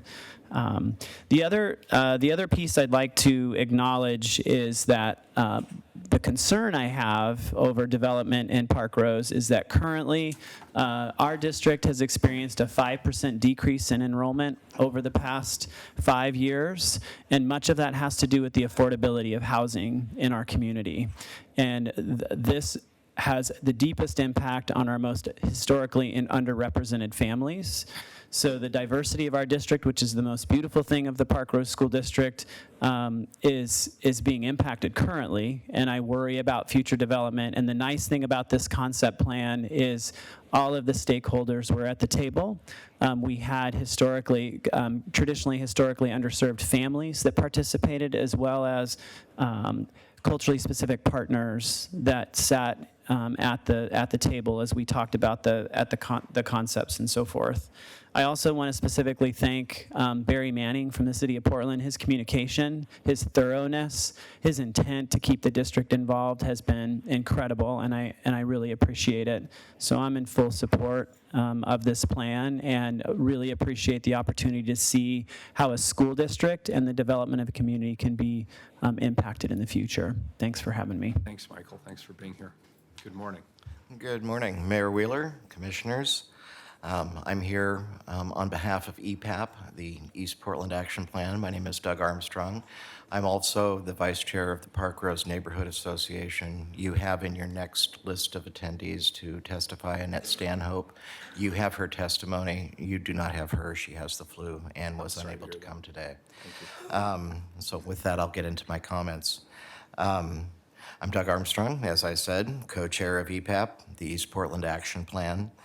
I was asked to sit on the advisory committee for PADS by Joe Rossi, one of the property owners who wished to have as much citizen engagement as possible in the process. I was honored to be involved and happy to bring forth action items from EPAP to the visioning team for the project. While PADS itself, as currently visioned, does have its local detractors, we have to be able to look past our own personal concerns for the benefit of the community as a whole and how we are progressing into the future. As the 122nd corridor changes and upgrades, it is necessary to engage best use practices for the land we have available to us for development. As visioned, PADS checks off as many boxes as possible in the realm of housing opportunities and does indeed include a walkable neighborhood that is accessible to the larger area as a whole. While there are, as visioned, economic opportunities available in the PADS, these are not the sort of jobs that align with the current base MFI numbers in Portland for a family of 4. Care needs to be applied to the corridor changes in and around this development so as not to hinder new residents who will, by necessity, need to commute to higher wage jobs out of the area. We see these changes largely as a net positive for the area, and it will, by design, spark a rejuvenation that will have a ripple effect throughout the Park Rose and Argay communities. These effects are both positive and negative. Whenever new or enhanced projects occur on a neighborhood level, displacement occurs. It's inevitable. As this project is fleshed out over the coming years, it's critical that the issue of displacement be addressed before any groundbreaking occurs. Not having a plan in place prior to development means we are failing once again to address and care for our residents who are barely making ends meet now. What does that conversation look like? I don't know, but I do know that it needs to happen. As this project is eventually rolled out, EPAP will continue to engage with stakeholders in the larger communities to ensure vital concerns are addressed and remediations are in place to prevent unintended consequences. Thank you. Thank you. Appreciate your efforts. Not a problem. And we do have her testimony here as well. Great. Thank you. Yes, we do. Great. Good morning. Morning, Commissioners, Mayor. I'm Victor Rame. I'm here on behalf of the Columbia Corridor Association. We represent business, trade, and industry in the Columbia Corridor, running from the Willamette River to the Sandy River. While this particular development does not focus on industrial development and creating living wage jobs, it does do a very good job, I think, of creating opportunities for housing at a broad range of price points, and for both renters and people who would want to purchase. We have a lot of people that are employed in the Columbia Corridor, would like to have housing closer to where they live. About 39% of the people that work in the corridor currently live about 5 miles away from their jobs, and obviously we'd like to keep as many of those folks close to their jobs as possible to reduce their carbon footprint, and also to give them a better quality of life. And I think that this proposed concept plan does a very good job of considering the quality of life of people in the community, both those that are already there and the people that would be moving in. It's in an excellent location with respect to schools, with respect to parks, and proposed community services. And there's been a very high priority on getting a grocery store, which I understand is something that's very important to this community. This is a community that we saw at the public meetings is already very diverse, and we expect that with the concept plan being carried forward, there will be more opportunities for people to live in the neighborhood. Thank you. Appreciate it. Thanks, all three of you. And Annette did submit her testimony. We'll hear from Brian Atkinson and Joe Rossi next. Thanks, all three of you. And Carla, after that, how many people do we have signed up to testify? Okay, very good.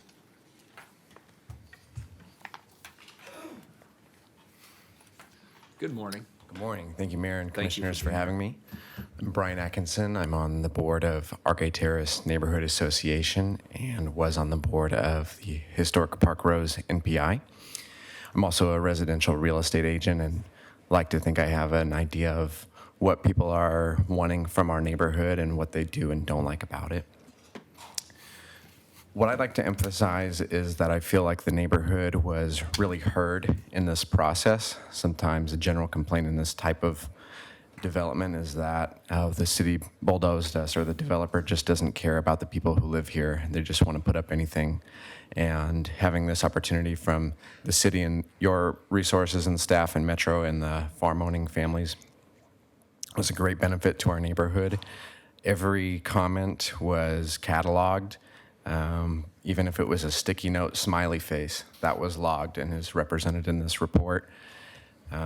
We had 100 people at each of our 3 large meetings at the middle school, and people were invited through mail and Nextdoor and Facebook. So anyone who was tuned in and cared about the future and present quality of life in our neighborhood was able to present what they wanted to share. And I feel like this plan reflects the opinions of many people in the neighborhood in line with the comprehensive plan. Of course, a lot of people are disappointed to lose the farm in the future. Having a farm like this in a big city like Portland is pretty rare. Sometimes Joe will text me and ask me if I want to come pick strawberries at the farm. And I'll walk over with my son and wife and dog and walk back home with a bucket full of strawberries, and that just doesn't happen. So what I would like to see this become, I would like it to retain, this land to retain that type of community connection. And I think that that can happen with the continued collaboration and continued support, because what I feared would be that this could just be chopped up based on the zoning, divided into many different developments, and to have this type of creative, collaborative design that implements so much research and 1 year of community conversations and going back to the drawing board with our architecture firms is really exciting, and I'd like to see it continue. Thank you very much. Appreciate it. Thank you, Mayor and Commissioners, for having me. I'm Joe Rossi, one of the property owners involved. 4 generations in Portland and Park Rose itself. I just want to say from a family owner perspective, I represent a few of us, and I'm the most visible face, but I'm part of a group. We really appreciated the opportunity that Metro gave us in this grant to have the vigorous public outreach we did. I always envision someday that in the future when we have to develop, that we would be really involved in the process and involve a lot of people. But without that grant that the city helped us write and get, we couldn't have done this on our own. I think the one thing that I really look back on, this plan really exceeded my expectations. I really had a community aspect. I wanted to capture everybody. I wanted to give everybody a really good win out of this plan. I can't say enough how much this exceeded my expectations. This plan is better, more well-designed than I had envisioned. I always thought there'd be winners and losers in the plan, and the family, it's a voluntary process with our family, but we'd be subjecting ourselves to a lot of public opinion and negativity, but I really didn't get that. We got really good, vigorous public debate. My dad was a big Park Rose School supporter. Going into the plan, it really intrigued me how a homeowner or a renter could walk their kids to Shaver School, elementary, middle school, and high school. We got great connectivity. Michael Lopes of Park Rose is amazing. He really brought a lot of people to the table. What you see here is a few people that represent some groups, but we have other subgroups in Park Rose.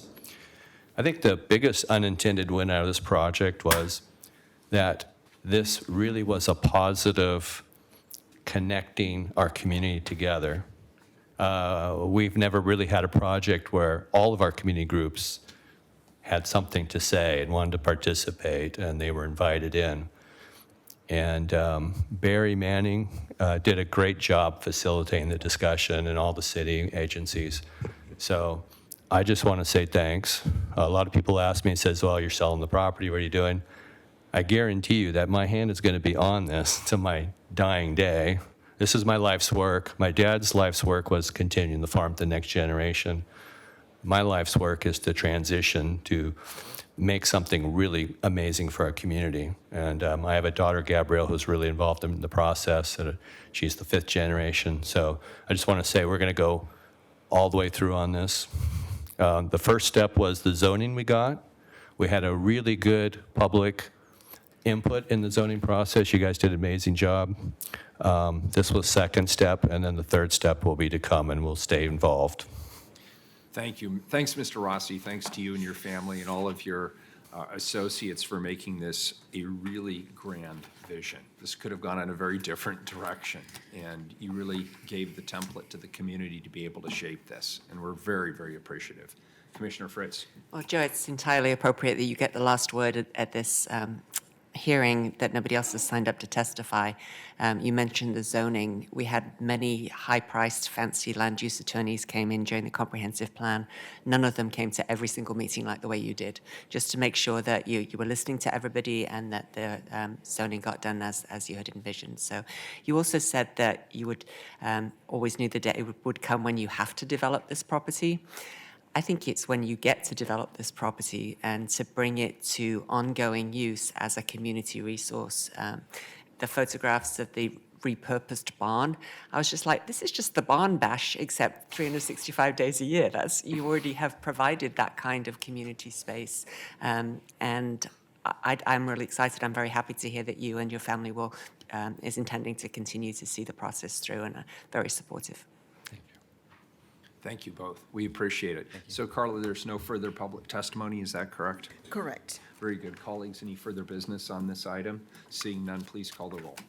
Udaley? Well, this site is full of such exciting potential for density, for affordable housing.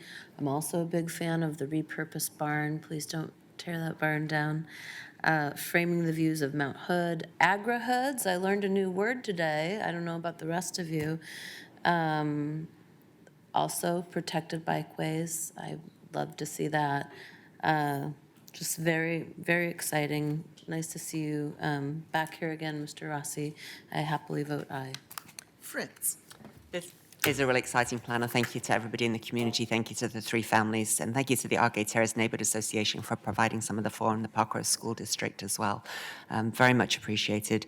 I'm interested in maybe making the study circle a little bigger to get it to Sandy Boulevard and to include all of the park and the area around it. I think we could look at maybe a neighborhood prosperity initiative district or some other mechanism to make sure that the rising property values from this development and from the park being built are reinvested in this community and make sure that they can help, those resources are available.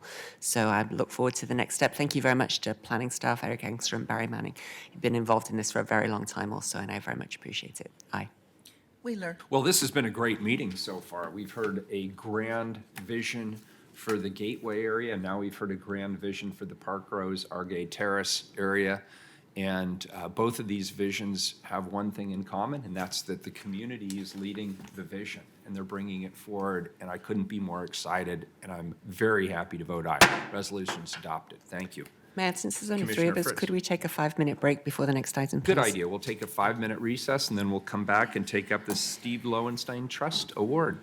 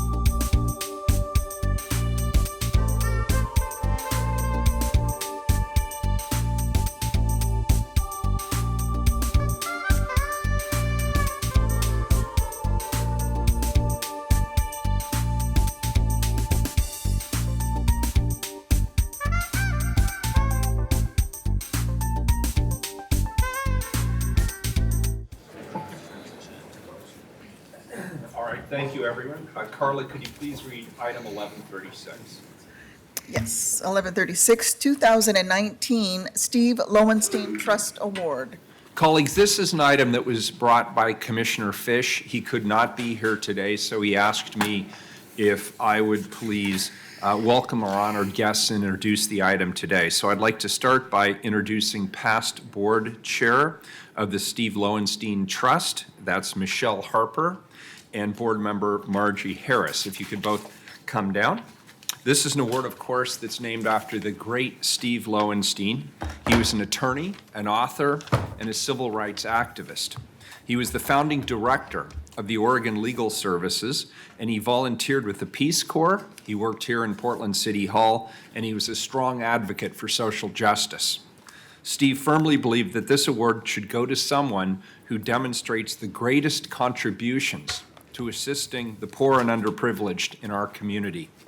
This year, the board has selected Billy Anfield as the 2019 Steve Lowenstein Trust Award recipient. Billy has spent decades working with those who were formerly incarcerated to successfully re-enter our community and achieve the fulfillment of their life's dreams. And they, in turn, would become recidivism activists themselves. So they would reach out to other people who are also returning to the community and give them the encouragement and support that they need to become successful. Billy, we're honored to celebrate you here this morning, and we thank you for your incredible transformational leadership in our community. And so with that, I'll let Michelle take it away. Good morning. Good morning. Good morning, Mayor and the City Council. It gives me great pleasure to come before you and to present the 2019 Steve Lowenstein Trust Award recipient, Mr. Billy Anfield. At this time, I'd like to acknowledge our board and ask them to stand, please. I'd also like to acknowledge Mr. Anfield's family. He has quite a few family members here, wife, siblings, aunts, uncles, cousins, co-workers, friends, clients. So we're very happy to have the family and everyone here this morning to honor Mr. Anfield. In the 28 years that we've given this award, we've given away over $200,000 in support to individual programs that support and build the community and make the city of Portland what it is. At this time, I will turn it over to Margie to give a brief remarks about Steve and why we continue to do this work. Thank you, Michelle. Good morning, Mayor Wheeler, members of the City Council. I'm sorry to miss Commissioner Hardesty and wish Commissioner Fish good health. My name is Margie Harris, and I'm a member of the Lowenstein Trust Board of Directors. Those of us on the board convene each year to make this honorable selection of someone in Steve's name.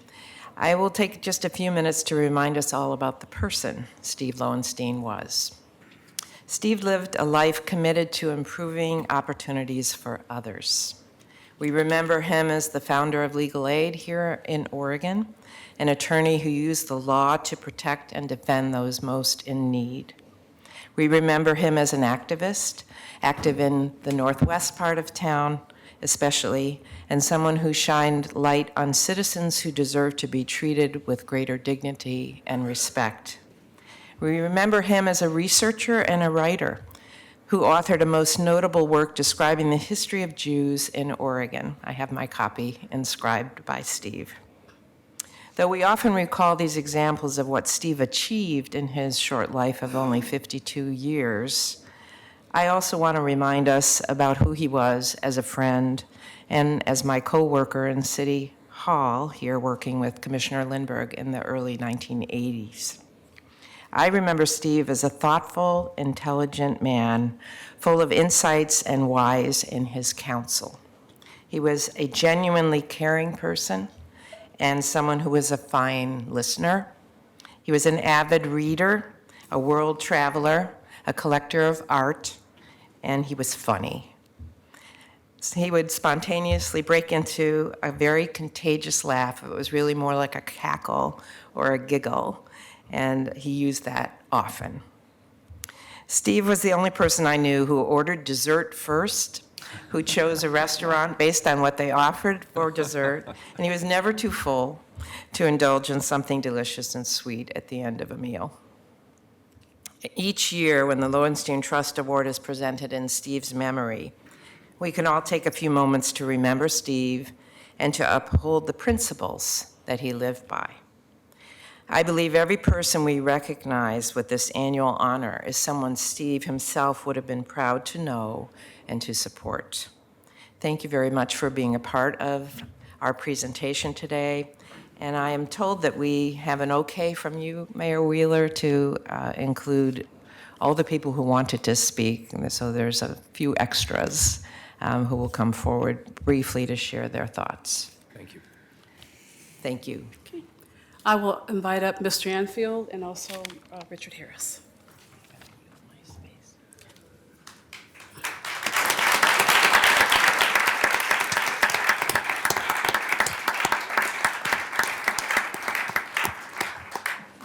Good morning. Morning. Good morning, Richard. Good morning. Mr. Anfield, his light shines as a pathway for others. Throughout his multiple decades of work and commitment, he inspires and has taught many their value and how to fight to reclaim their lives. Mr. Anfield first began his work at Central City Concern in 1991, managing an innovative homeless housing program known as Shoreline. It had a major employment component, and during that time, as a total of Mr. Anfield's service with Central City Concern, a total of 24 years, he's had several different jobs. So he has many, many, many skills and has applied all those skills to make the programs that he now runs very, very successful. He is a person who leads by example. His life has been a light for others to see that he's come through the fire and crossed over on the other side. He's very empathetic and understanding of where people are and meets them where they are and allows them to chart a plan, and he's there to guide them through that plan. He's been very supportive and focused of the community of residents in coordinating with employment and recovery services at Central City Concern. Eventually, he took over from the previous Shoreline manager there at Central City Concern. During that time, the employment rate went up significantly. He's co-authored an important innovative program called Move Out Savings Program after a resident found work and started paying rent. A portion of that rent went to the Move On account. The participant later used the savings to cover the expenses to moving to a non-subsidized and independent housing. This growing savings account worked to encourage residents to move on, making room for others who can benefit from the Shoreline. In 6 months to a year, the Move Out account could grow to over $1,000 to support utilities and deposits of first month's rent. Following that position, Mr. Anfield was managing the Employment Services Project, the Housing Management, Janitorial Services, and all of these programs. He selectively decided to mentor each and every person that was in this program, support them to each of their levels of recovery, and make sure that they were able to stand on their own before moving to the next level. He's a very positive role model. He's definitely a mentor, one that can always be counted on. Over time, the experience that he has shared to many, with many. His experience of knowledge and from the certifications that he has received, he's shared that knowledge with many people. Some of the certificates that he has gotten with the Certificate in Moral Recognition Therapy and Basic Training, he added MRT, which is an advanced training, Freedom Road Cognitive Training, Brain-Based Mentoring Certification, Habilitation, Empowerment, Accountability Certification. He's also a Certified Department of Corrections volunteer as well. In 2006, the City of Portland Bureau of Housing and Community Development entered a partnership with Central City Concern to develop an effort to assist homeless people to stabilize their lives and train for and keep living wage jobs. He chose to lead this effort. He named this project Access to Building Trades and Customer Service Occupations. The program was different from the immediate employment practice called Workforce because it was using the participants, their training, their education, leading to employment in real jobs that require real apprenticeships and certifications, or both. The individuals were screened for motivation and commitment to work in a strenuous program and provided housing for those who did not have access to stable environment. As I said before, he's been a model mentor, a resource facilitator. He has been the light in the middle of a storm for many people who have lost hope, who are not sure what their value is, those that have been lacking confidence and not sure if they really have the courage to return back into a stable life force, to reclaim their families, and know that they have a rightful place here in our city after they've gone through some storms in their life. In 2012, after 22 years of direct service work with some health issues, Mr. Anfield decided to retire, but that did not last very long. In 2017, he was recruited enthusiastically and accepted to come back and create this, what's called the Flip the Script Advisory Coordinator Program, an Employment Access Center. This program is specifically, culturally specific for African American males, and he's developed many partnerships with this program and is a model of success. It gives me great pleasure for us as a board, but as a city, to celebrate Mr. Anfield and the commitment, the undying commitment that he has continued with this program. And everyone that is around him that has been ever touched or been his presence has been changed. Their life has been changed for the better. So on that note, I will turn it over to Mr. Harris to give a few remarks. Thank you very much, Mayor Wheeler, Commissioner Fritz, and Commissioner Uli.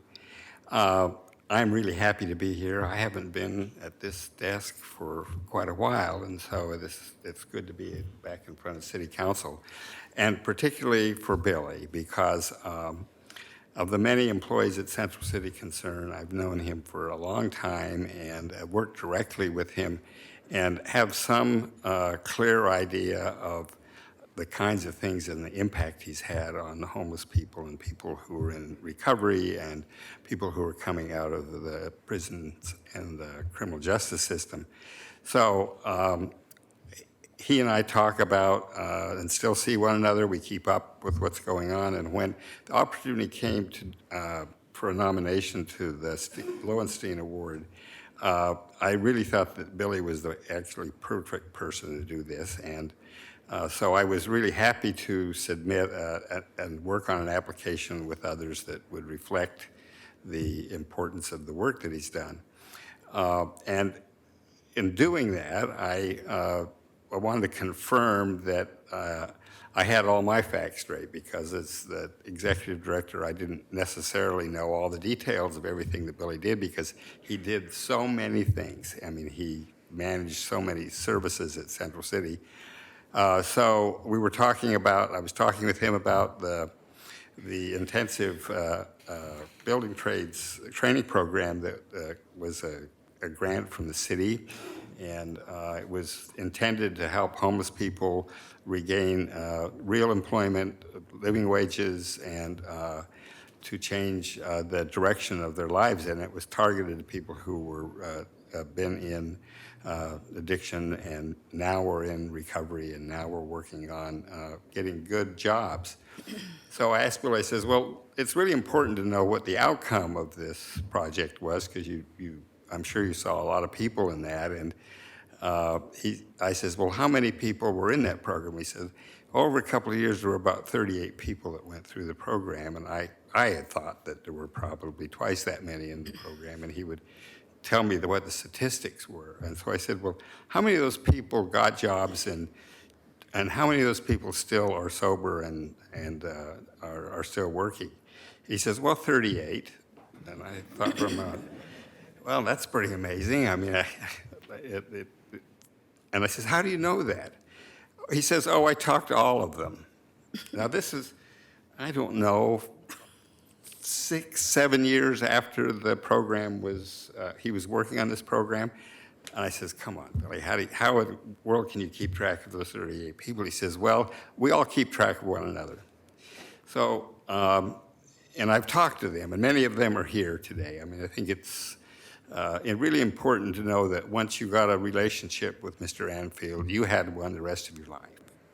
And I appreciate that because that's somebody who really cares about what they're doing and puts everything into the activity that he's working with them on. So, and he's had many jobs, and I could probably thousands of people he's had contact with. He's been a major element in changing what's happened to them. So I think, and I knew Mr. Lowenstein as well, so I think that Steve would think of Billy as the sort of example that he would cite in almost all respects. A change agent, a mentor, a person who has heart and soul about the people they know, and effective. I mean, I think that the thing that I really appreciate with working with Billy was I never, ever wondered, is this a good thing to do? If he wants to do it, I'm sort of saying, yeah, I think he has a feel for it and he knows what's happening. And so Flip the Script, when he came back, it was a program that really was something that he and I used to talk about, and it's like the sort of perfect match to his skills. And in his absence from Central City, he also worked with reentry programs for people coming out of prison, and this was a way to get back into that at Central City, and I think that program has thrived under his leadership and others at Central City Concern. So thank you very much for honoring Billy this week. We appreciate it. Thank you. Thanks, Dr. Hurst. At this time, I'd like to acknowledge Mr. Billy Anfield as our 2019 Steve Lowenstein Trust Award recipient. With this award actually comes a $7,500 grant that is used to forward his work through Central City Concern. So I give you Mr. Anfield. Thank you. Thank you very much.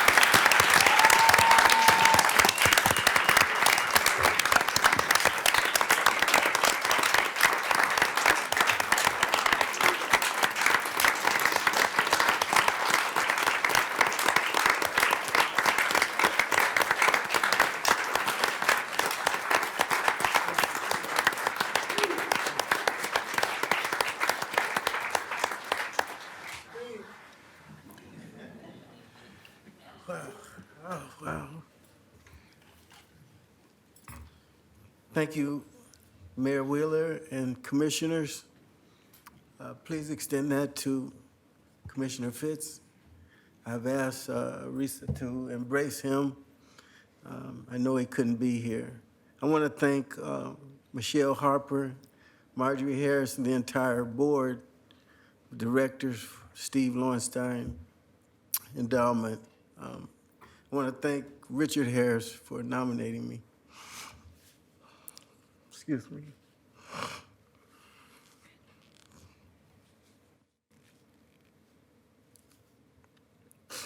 I'm so overwhelmed this morning. It's not a normal day for me. I'm honored to be in this place of city governance, where city governance is managed. It's an honor just being in City Hall for me. I mean, I've been here before to testify for programs, but nothing to this extent. Thank you so much. In the audience this morning is my family, my immediate family, extended family, my Central City Concern family, and my sponsors, pastors, my coworkers, community partners. We're all family, and I'm so honored to have them here to share my joy this morning and tears of joy. A lot of you haven't seen me in this cry before, but I'm just so overwhelmed at all of this, and I thank each and every one of you so much. When when Richard told me he was going to nominate me, you know, I said, all right, if that's what you feel, you know, I'm all for it. And I know that there was a host of individuals who partook in the process of nominating me. I know that Richard's wife was probably looking over his shoulder at the verbiage. I know that the Central City Concern executive team wrote statements of reference for me. The executive team, I thank you so much, Frida and Rachel. Everyone involved. When I went home the evening I talked with Richard, I got a call from Michelle Harper, and she was so eloquent in describing the award. And when she started to tell me why they felt I deserved it, I began to cry.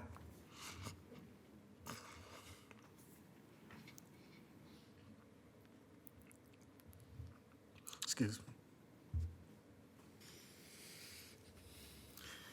I want to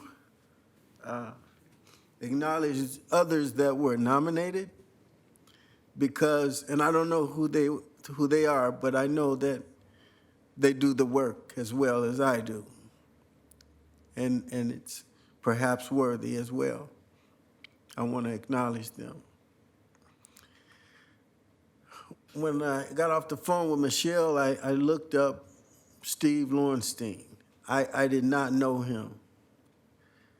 And what I read, I went into my reading room and I Googled his name and I read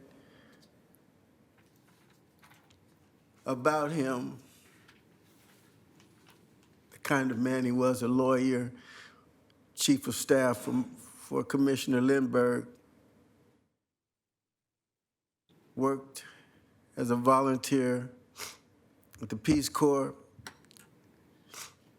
wrote texts on law for Ethiopians, law, advocate for social justice, civil rights advocate, social justice advocate, a lover of people and mankind.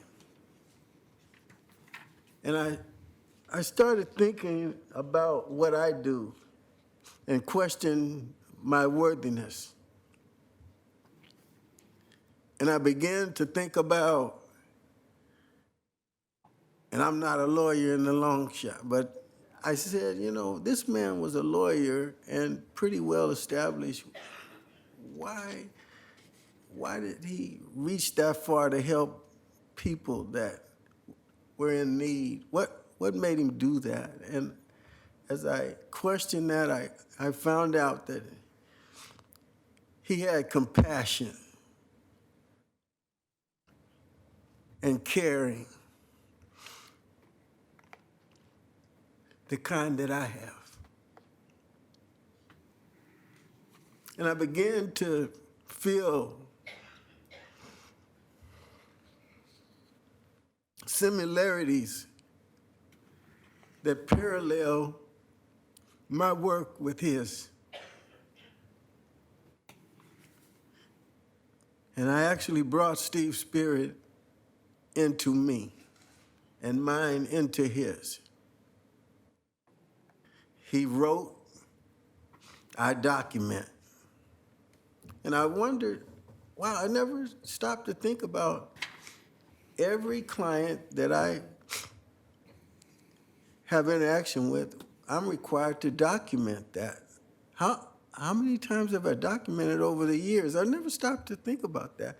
And I could see Steve in solitaire, writing, because I know a writer has to have solitary and calmness and do his writing alone. And I just saw this similarity, and I said, I can understand the kind of man he is. Unselfishly, he did work for mankind and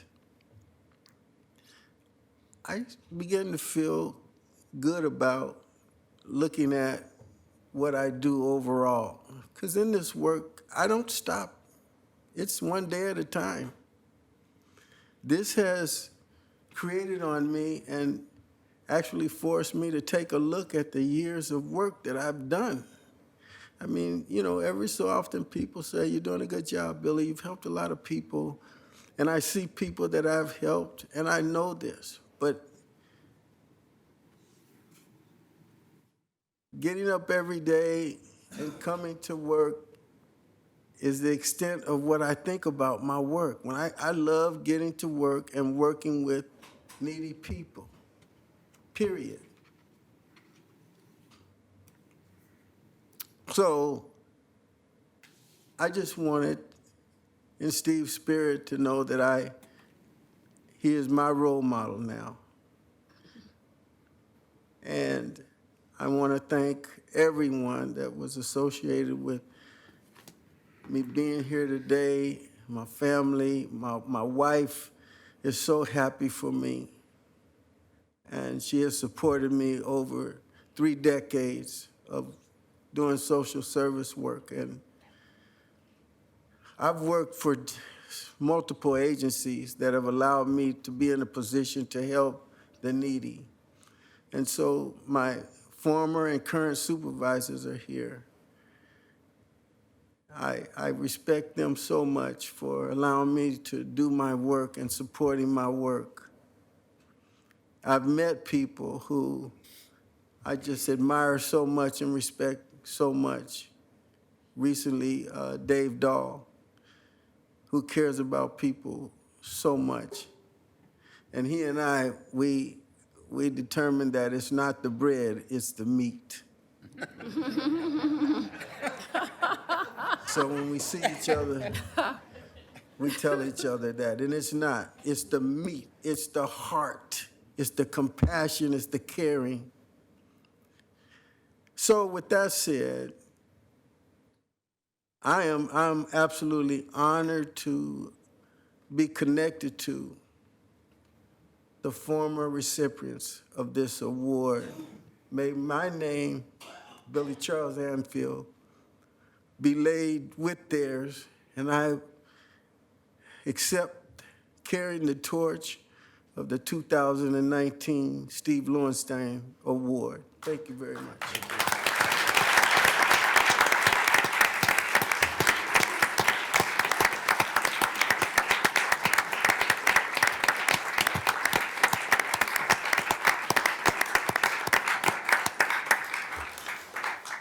Mr. Anfield represents the heart and the spirit and the commitment of what Steve Lundstein envisioned when he created this award.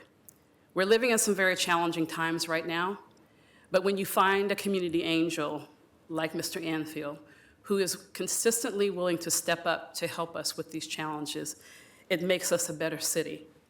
He is all that is positive and an example of what is best in our city. And with that, I will present the award to Mr. Anfield and to take a photo with the City Council. Thank you. Thank you.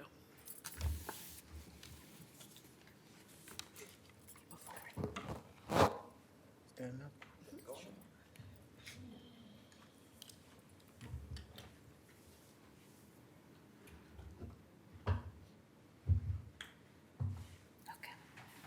I know if Commissioner Fish were here, he would invite Asana Lawrence to come up and be in the picture, please. And thank you for all of your work on this. Steve Lundstein, board members, come forward. And his family. Family members, gather for the photo and the microphone will come forward. If you can. I can scoot back. What do you want, family members? Just come right on over. You can get this historic moment.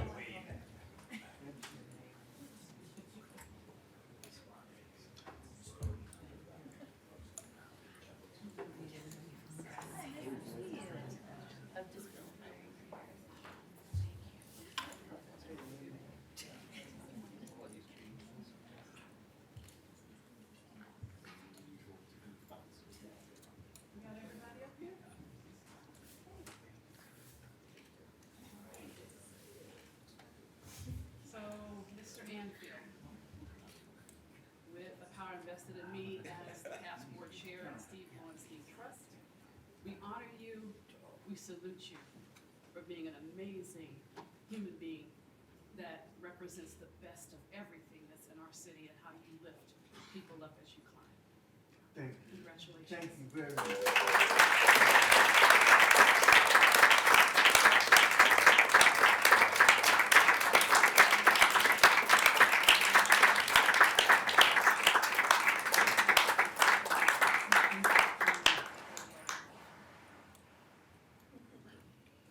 Thank you, everyone. Have a wonderful day. Thank you so much. Richard, good to see you.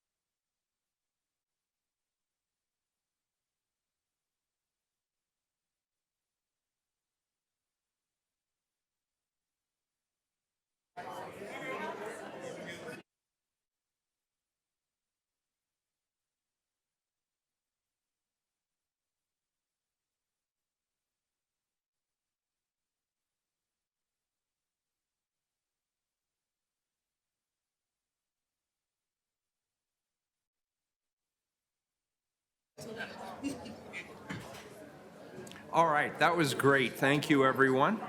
And now we'll move on to the first item on the regular agenda.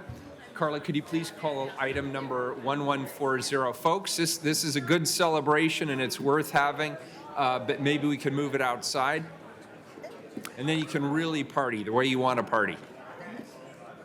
Item 1140, accept bid of Raymore Construction LLC for the Gateway Green Development and Restoration Project for $2,862,768. Greetings.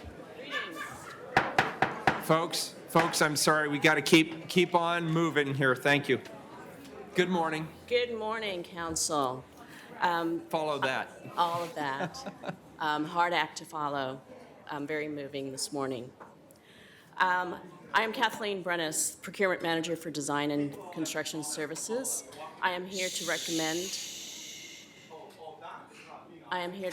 the authorization to enter into a contract with Raymore Construction for the Gateway Green Development and Restoration Project.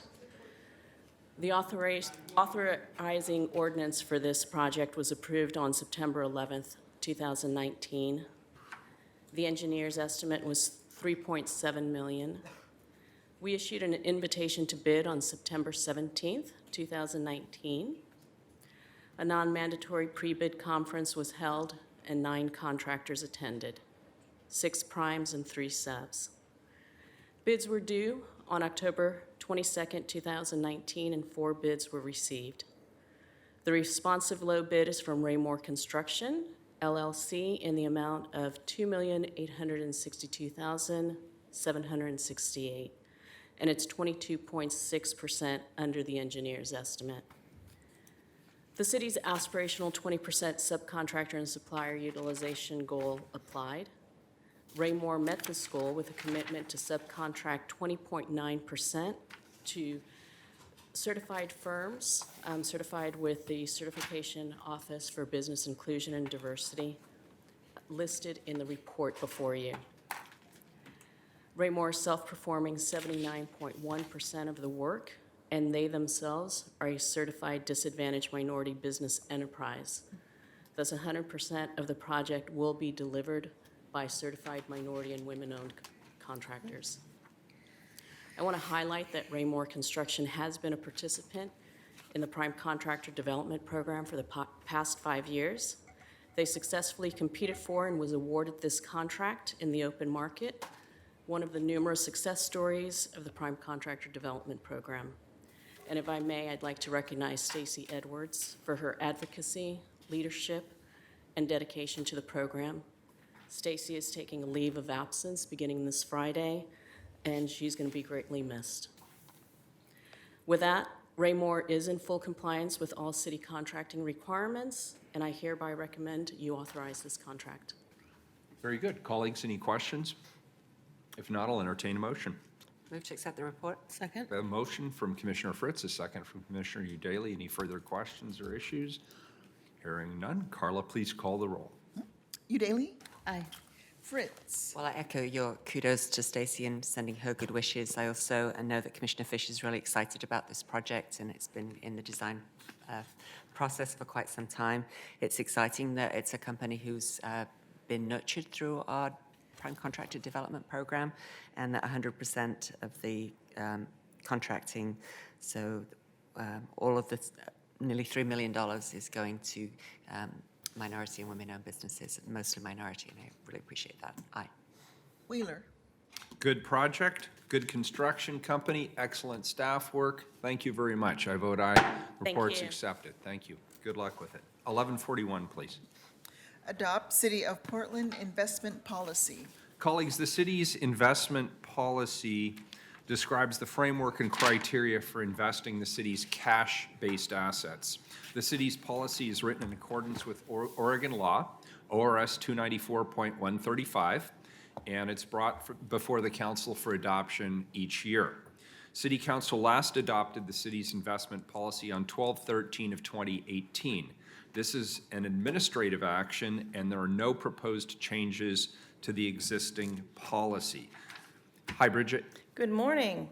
Good morning, Mayor and Commissioners. For the record, my name is Bridget O'Callahan, and I am Portland City Treasurer. In my role as Treasurer, I'm responsible for the team of professionals who manage the city's cash assets and also issue debt on behalf of the city. As the mayor stated, Oregon law pertaining to the investment of public funds requires that the city adopt our investment policy annually. The council last adopted the investment policy on December 13th of last year. Today, I'm here to present the investment policy for adoption.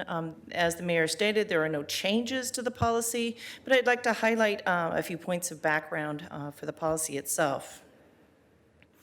The city's investment policy describes the framework and criteria for investing the city's cash assets. The city's investment objectives are to preserve the principal, ensure liquidity, and earn a market return on the funds that we have for the city. In other words, to be good stewards of the city's funds. The City of Portland's investment policy is more restrictive than the the state law requires. We have limited our investment parameters to include interest-bearing deposits in local banks that are insured by, either covered by insurance or by collateral. And that the investment policy also allows us to invest in United States Treasury or agency securities and corporate securities that are of a very high quality investment ratings. Those ratings are AA minus, AA3, or better by at least 2 rating agencies. The securities can have a maturity of no longer than 3 years, no more than 5% of the portfolio to an issuer, and no more than 35% of the portfolio to corporate securities. We have further chosen to exclude corporate issuers who are involved with industries such as fossil fuels, financial services, the retail sale of firearms, and we presently allow a concise list of 12 highly rated corporate securities issuers in the policy. Corporate securities provide diversification and an opportunity to earn additional yield over the alternative investment types, such as U.S. Treasuries or agency securities. The investment earnings make a significant financial contribution to the city budget and fund programs and services that the bureaus provide. The investment earnings net of the administrative fee to cover Treasury's operating costs are distributed to the city funds. In 2018-19, Treasury earned $45.3 million on the portfolio. And year-to-date, fiscal 2019-2020 through October 31st, Treasury has earned $14.6 million.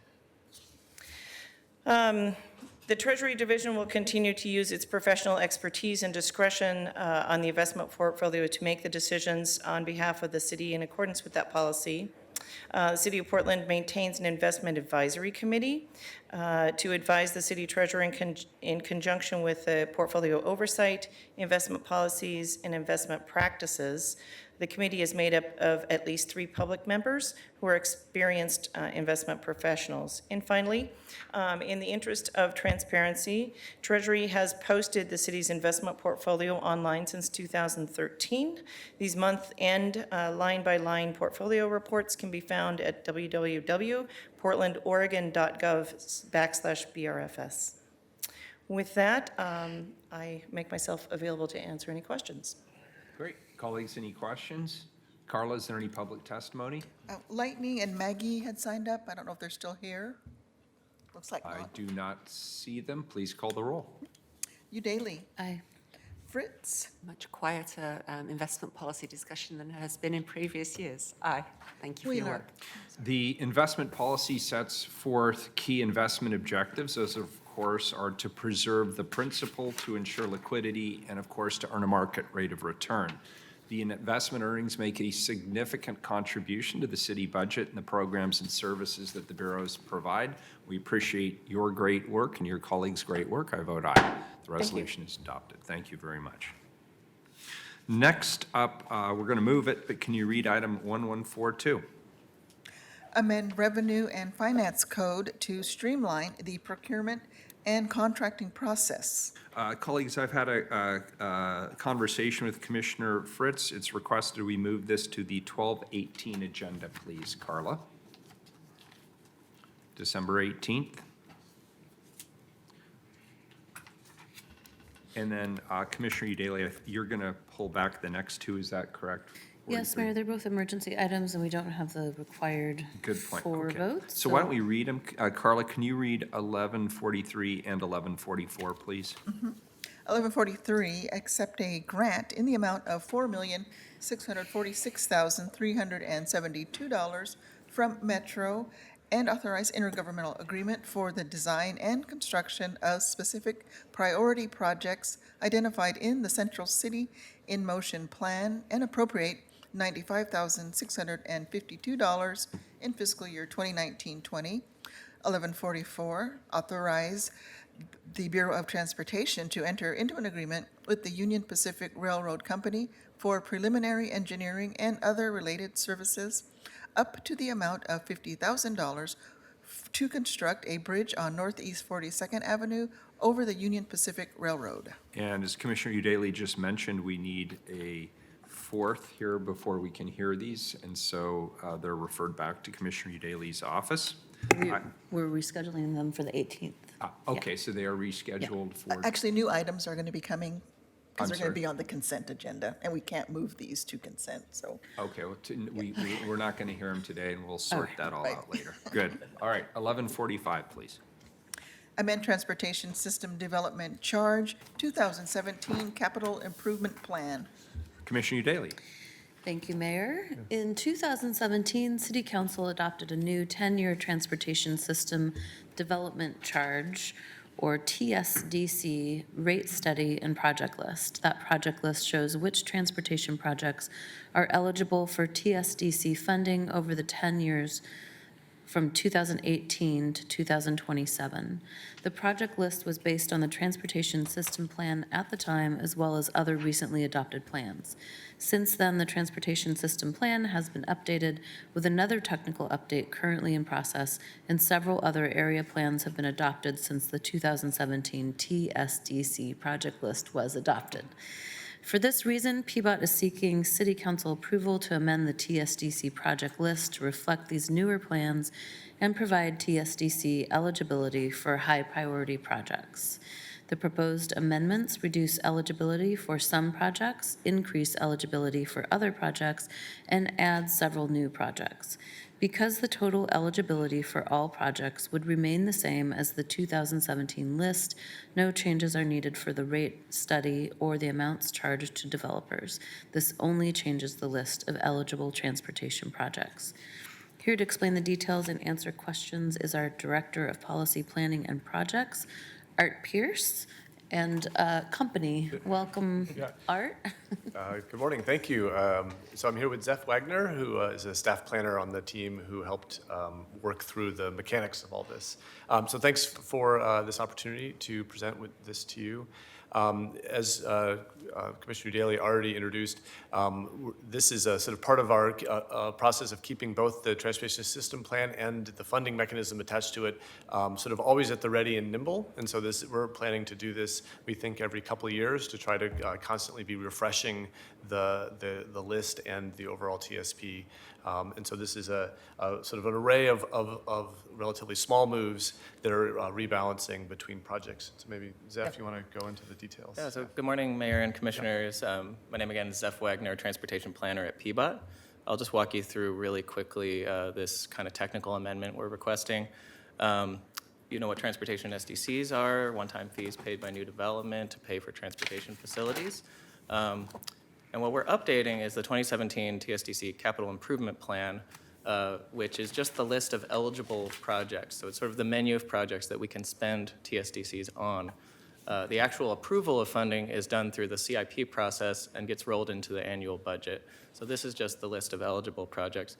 And we're updating the amount of eligibility for 18 existing projects on the list, and we're adding 4 new projects to the list. And all the details are in Exhibit A about what went up, what went down, what was added. Why we're updating is really other plans that have emerged that we've worked on in the last 2 years. Some really exciting improvements. One of them is the Connected Center Street plan that we've been working on for the Jade and Rosewood areas to try to create more street connectivity. And so by creating new TSDC funding eligibility for these, we would have the opportunity to, as developments come in, they could create new street connections and get TSDC credits, or we could bring public funding to match their private funding and get more connectivity in these neighborhoods. So that's an exciting element of this. We also have a series of neighborhood street plans that we've worked on over the last many years in Cully, Division Midway, Tryon-Stevens. We also have some street improvements in Errol Heights. A lot of these are partnerships with BES. It's really exciting projects to build out the local street network. And these are already on the list, but the funding eligibility was quite low. And as we found, the projects are a little more expensive than we thought, and we would like to be able to have more eligibility to be able to increase the funding for those projects.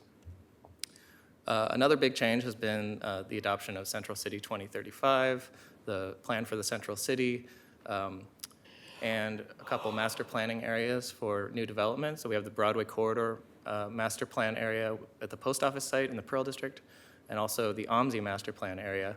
And so what we would be doing is adding projects to the list that would, again, allow these partnerships between the private developers developing these areas using TSDCs to leverage those funds. And also creating a new project for the Green Loop, which is a very exciting idea that is finally starting to emerge. Segments of it are now being planned and designed. And so we want to be able to partner with property owners along the line to build segments of the project, and creating this new funding eligibility will allow that. So just some highlights of what's in Exhibit A. We decided to, the decision on how to lower eligibility was really based on projects that have either already been constructed or already funded, projects that we expect more outside leverage. So we don't think this is really going to impact existing projects on the list. We're really reducing eligibility for projects that don't need that eligibility in the first place, and then transferring it to these new projects and projects that need more funding eligibility.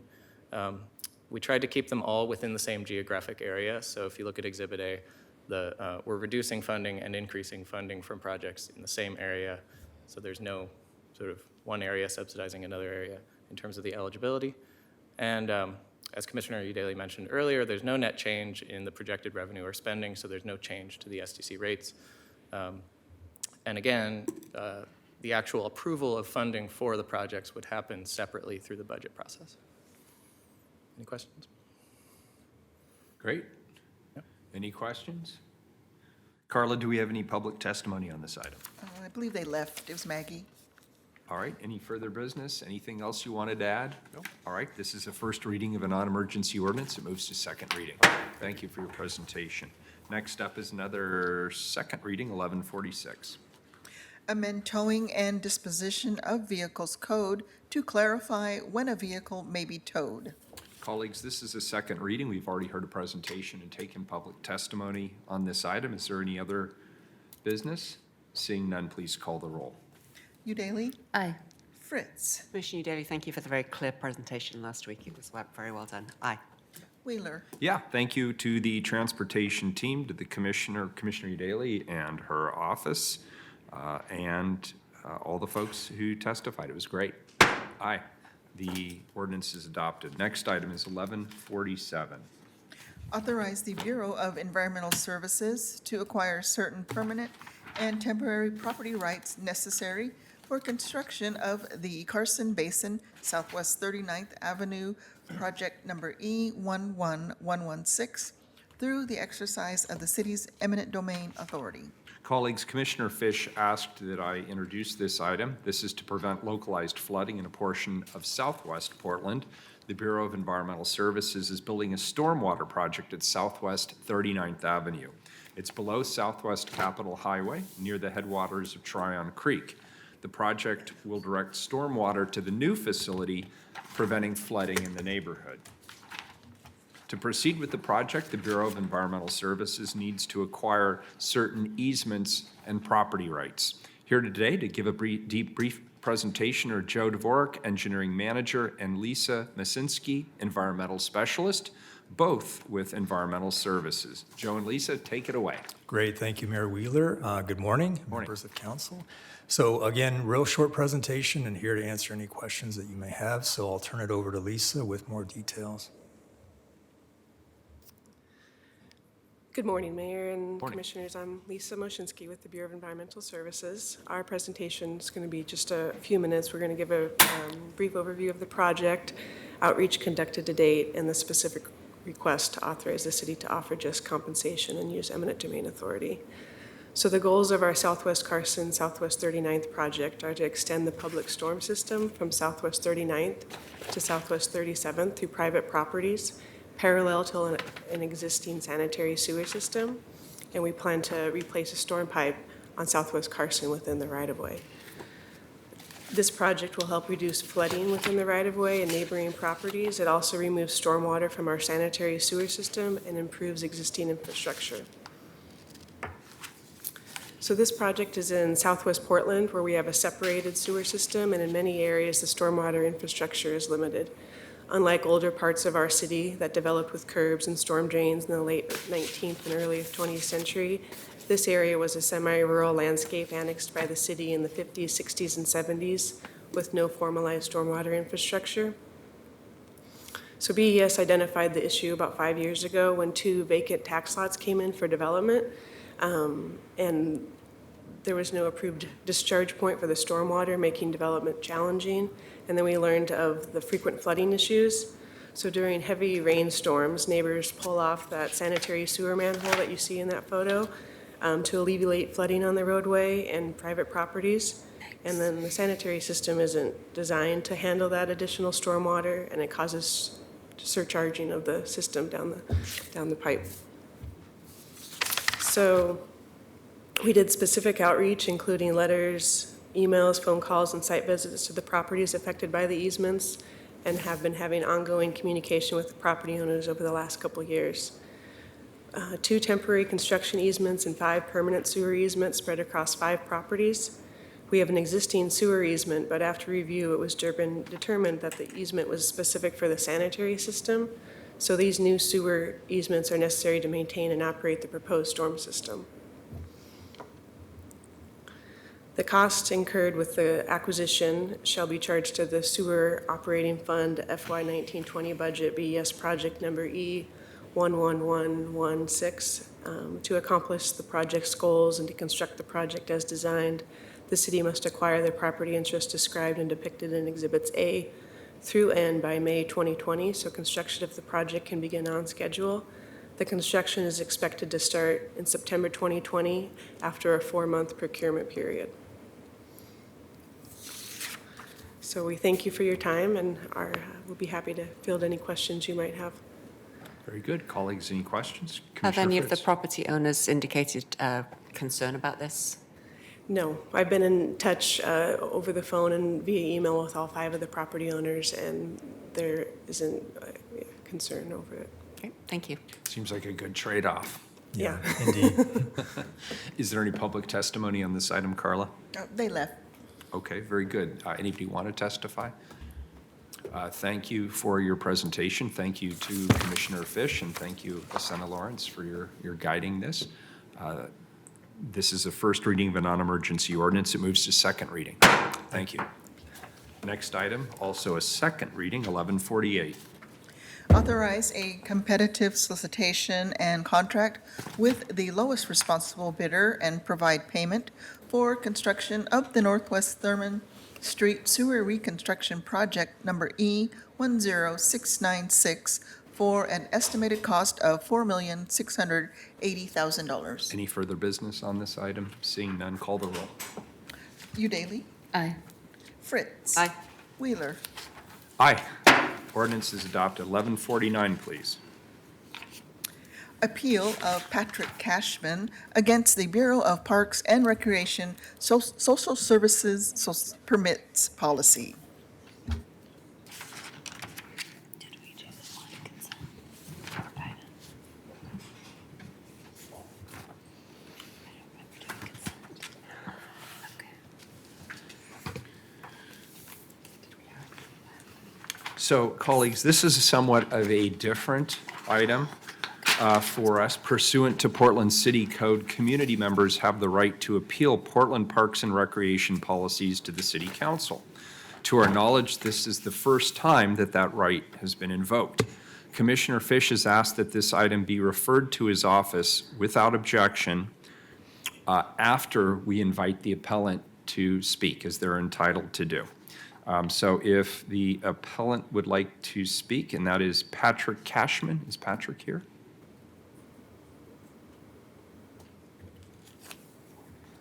I did not anticipate that, so I guess we just return it to Commissioner Fish's office. Is that the right procedure?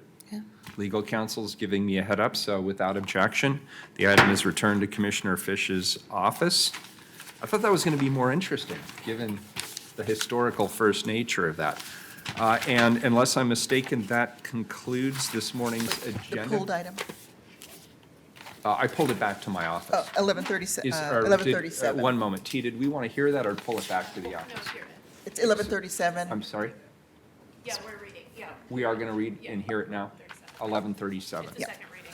Believe it or not, folks, I've not practiced this. 1137, please. Assess property for system development charge contracts, private plumbing loan contracts, and safety net loan deferral contracts. All right, this is a routine administrative city business process to assess property owners for system development charge contracts and deferrals for Bureau of Environmental Services, the Parks Bureau, Portland Bureau of Transportation, and the Water Bureau. In this legislation, there are a total of 96 liens and $3,591,850.29 to be assessed. This ordinance is for system development charge fees, which are one-time fees based on the proposed new use or increase in the use of the property. The fees apply both to new construction and to residential projects, which increase the impact to city infrastructure. Per city code, property owners are given the right to finance system development charge fees through the city. And I don't know if there's anybody presenting anything. It's a second reading. Oh, it is? Yes. You're right. Great. Call the roll. Udaley? Aye. Fritz? Aye. Wheeler? It was about as exciting as I made it sound. I vote aye. The ordinance is adopted. Now can we please be adjourned? We are adjourned until 1:30, colleagues. We're coming back at 1:30 for a work session.